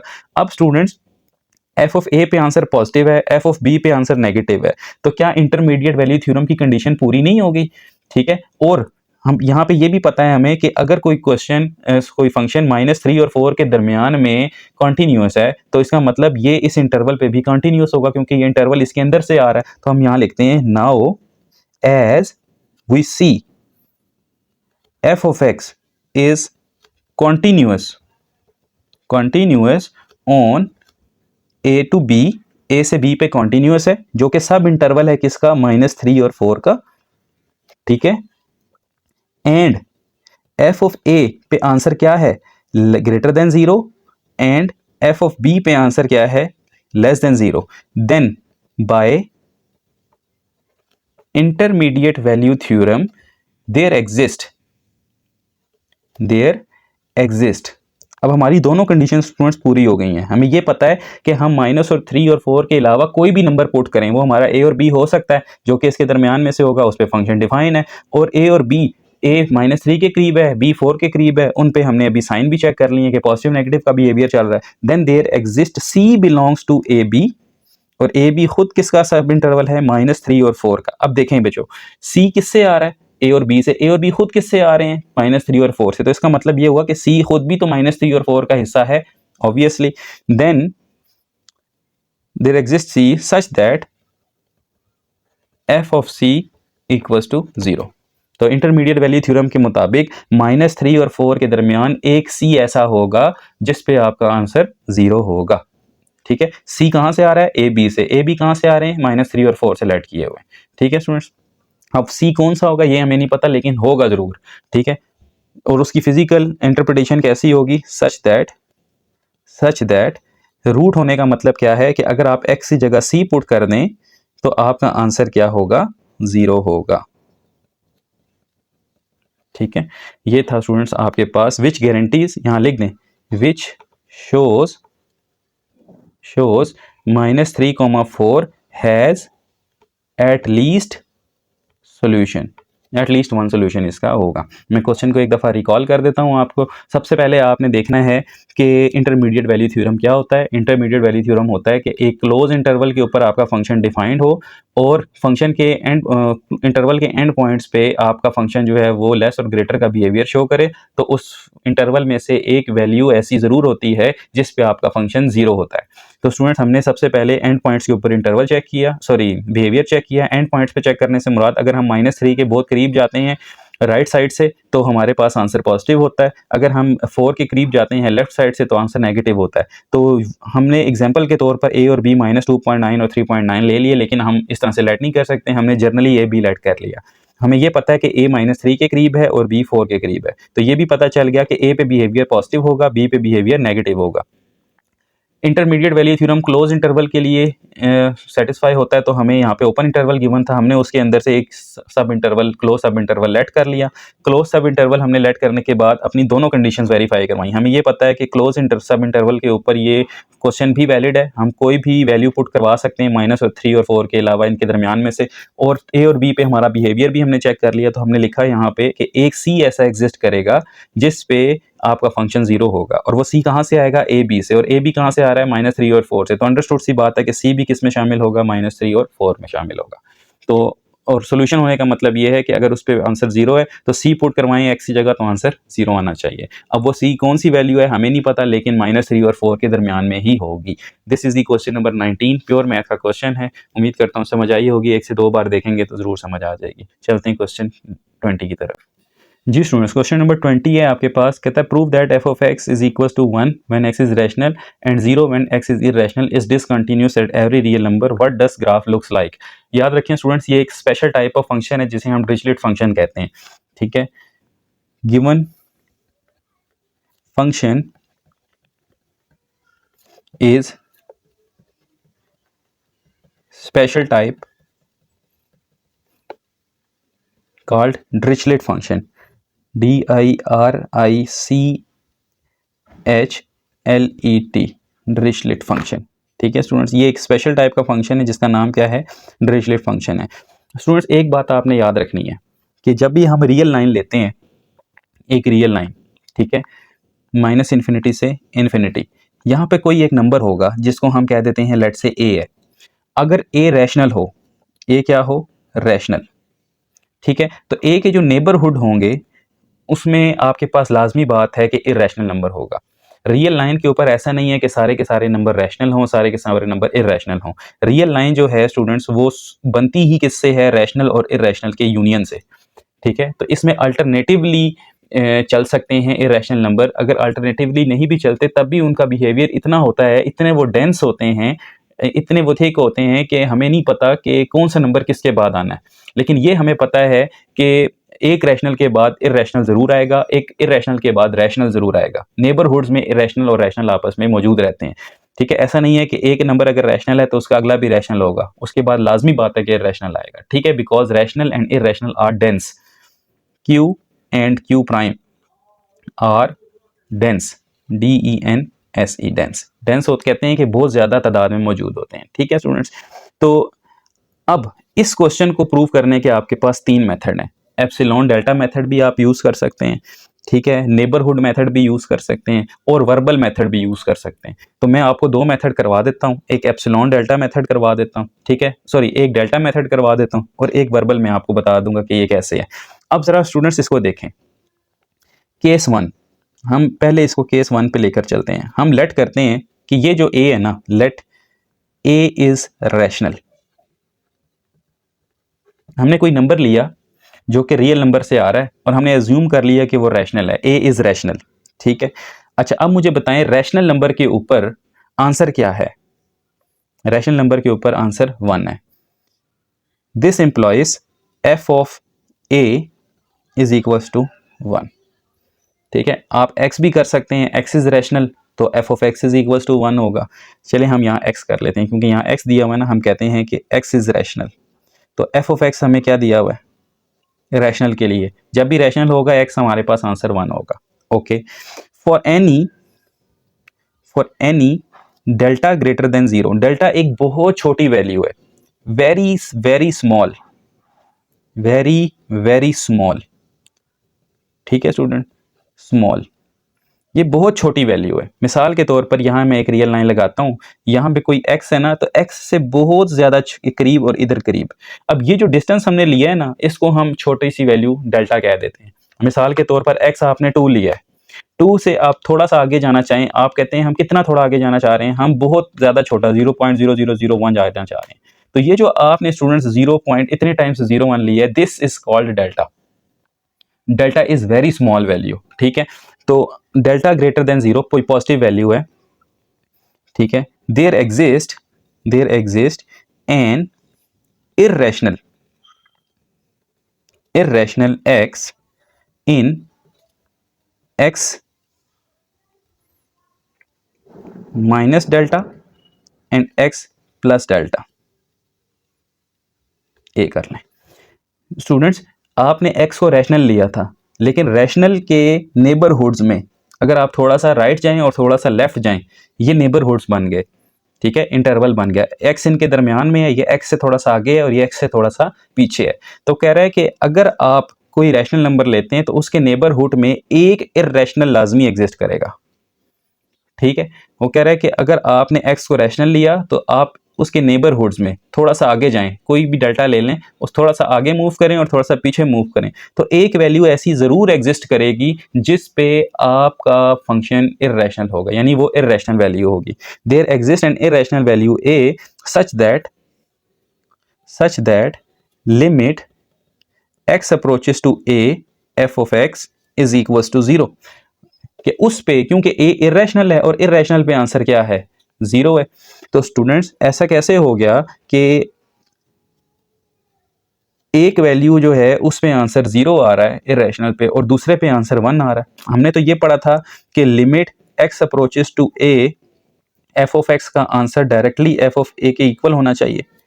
ठीक है, तो यहाँ पर जो f ऑफ x है वो तो आपके पास 0 आ रहा है, लेकिन डायरेक्टली अगर आप पुट करते हैं तो वो इर्रेशनल नंबर 1 आ रहा है।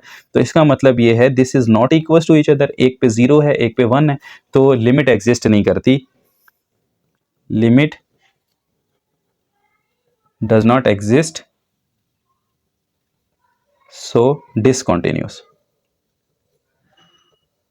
आपने क्या किया, यहाँ पे आपने पहला नंबर कोई लिया, ठीक है, उस पे आप रैशनल था, उस पे आंसर 1 मिला, लेकिन उसके नेबरहुड में आंसर जो है वो 0 मिल गया।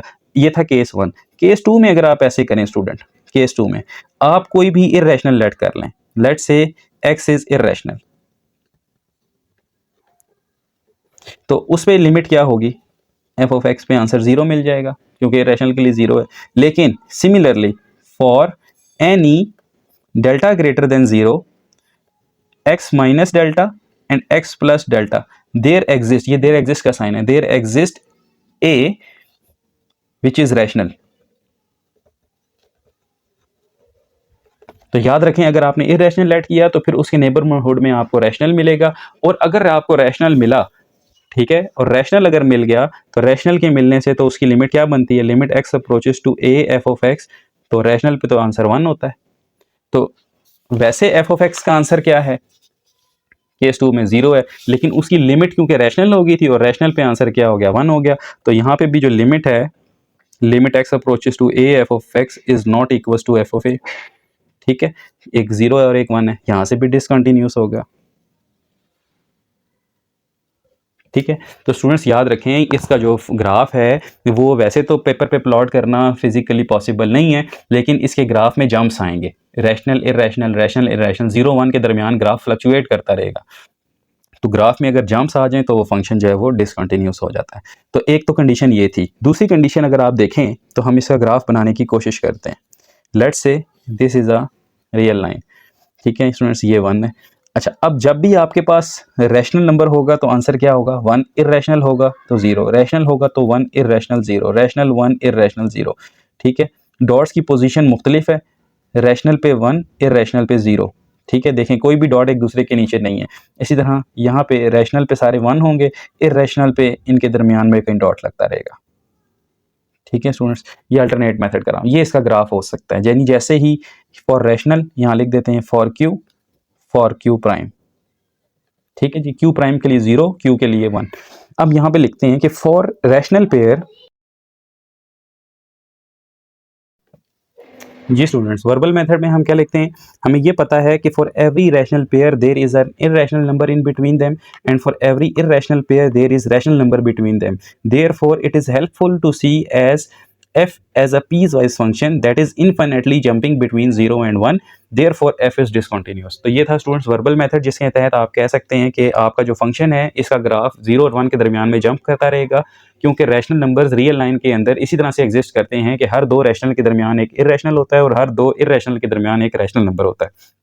ठीक है, कभी भी दो रैशनल साथ नहीं आ सकते, दो इर्रेशनल साथ नहीं आ सकते, तो इसलिए इसका ग्राफ जंप करेगा, इसलिए ये डिसकंटिन्यूअस है। तो मैं उम्मीद करता हूँ आपको आज का लेक्चर समझ आया होगा। फिर भी अगर कोई कन्फ्यूजन हो तो ज़रूर बताइएगा। लास्ट में उन तमाम स्टूडेंट्स का थैंक यू जिन्होंने ये वैल्यूएबल कमेंट्स दिए, और ये आपको स्क्रीन पे शो भी हो रहे होंगे। ये आपके इस तरह के कमेंट्स और इस तरह की जो रिस्पेक्ट है, ये हमें मोटिवेटेड रखती है कि हम मज़ीद लेक्चर्स जो हैं वो अच्छे से अपलोड करते रहें। हमारी खालिसतन नियत डे 1 से सिर्फ़ और सिर्फ आपकी भलाई है, उन स्टूडेंट्स के लिए जो महंगी कोचिंग्स को अफोर्ड नहीं कर सकते। तो अपने पेरेंट्स का ख्याल रखिएगा। मिलते हैं नेक्स्ट लेक्चर में। फ़ी अमानिल्लाह, अल्लाह हाफ़िज़।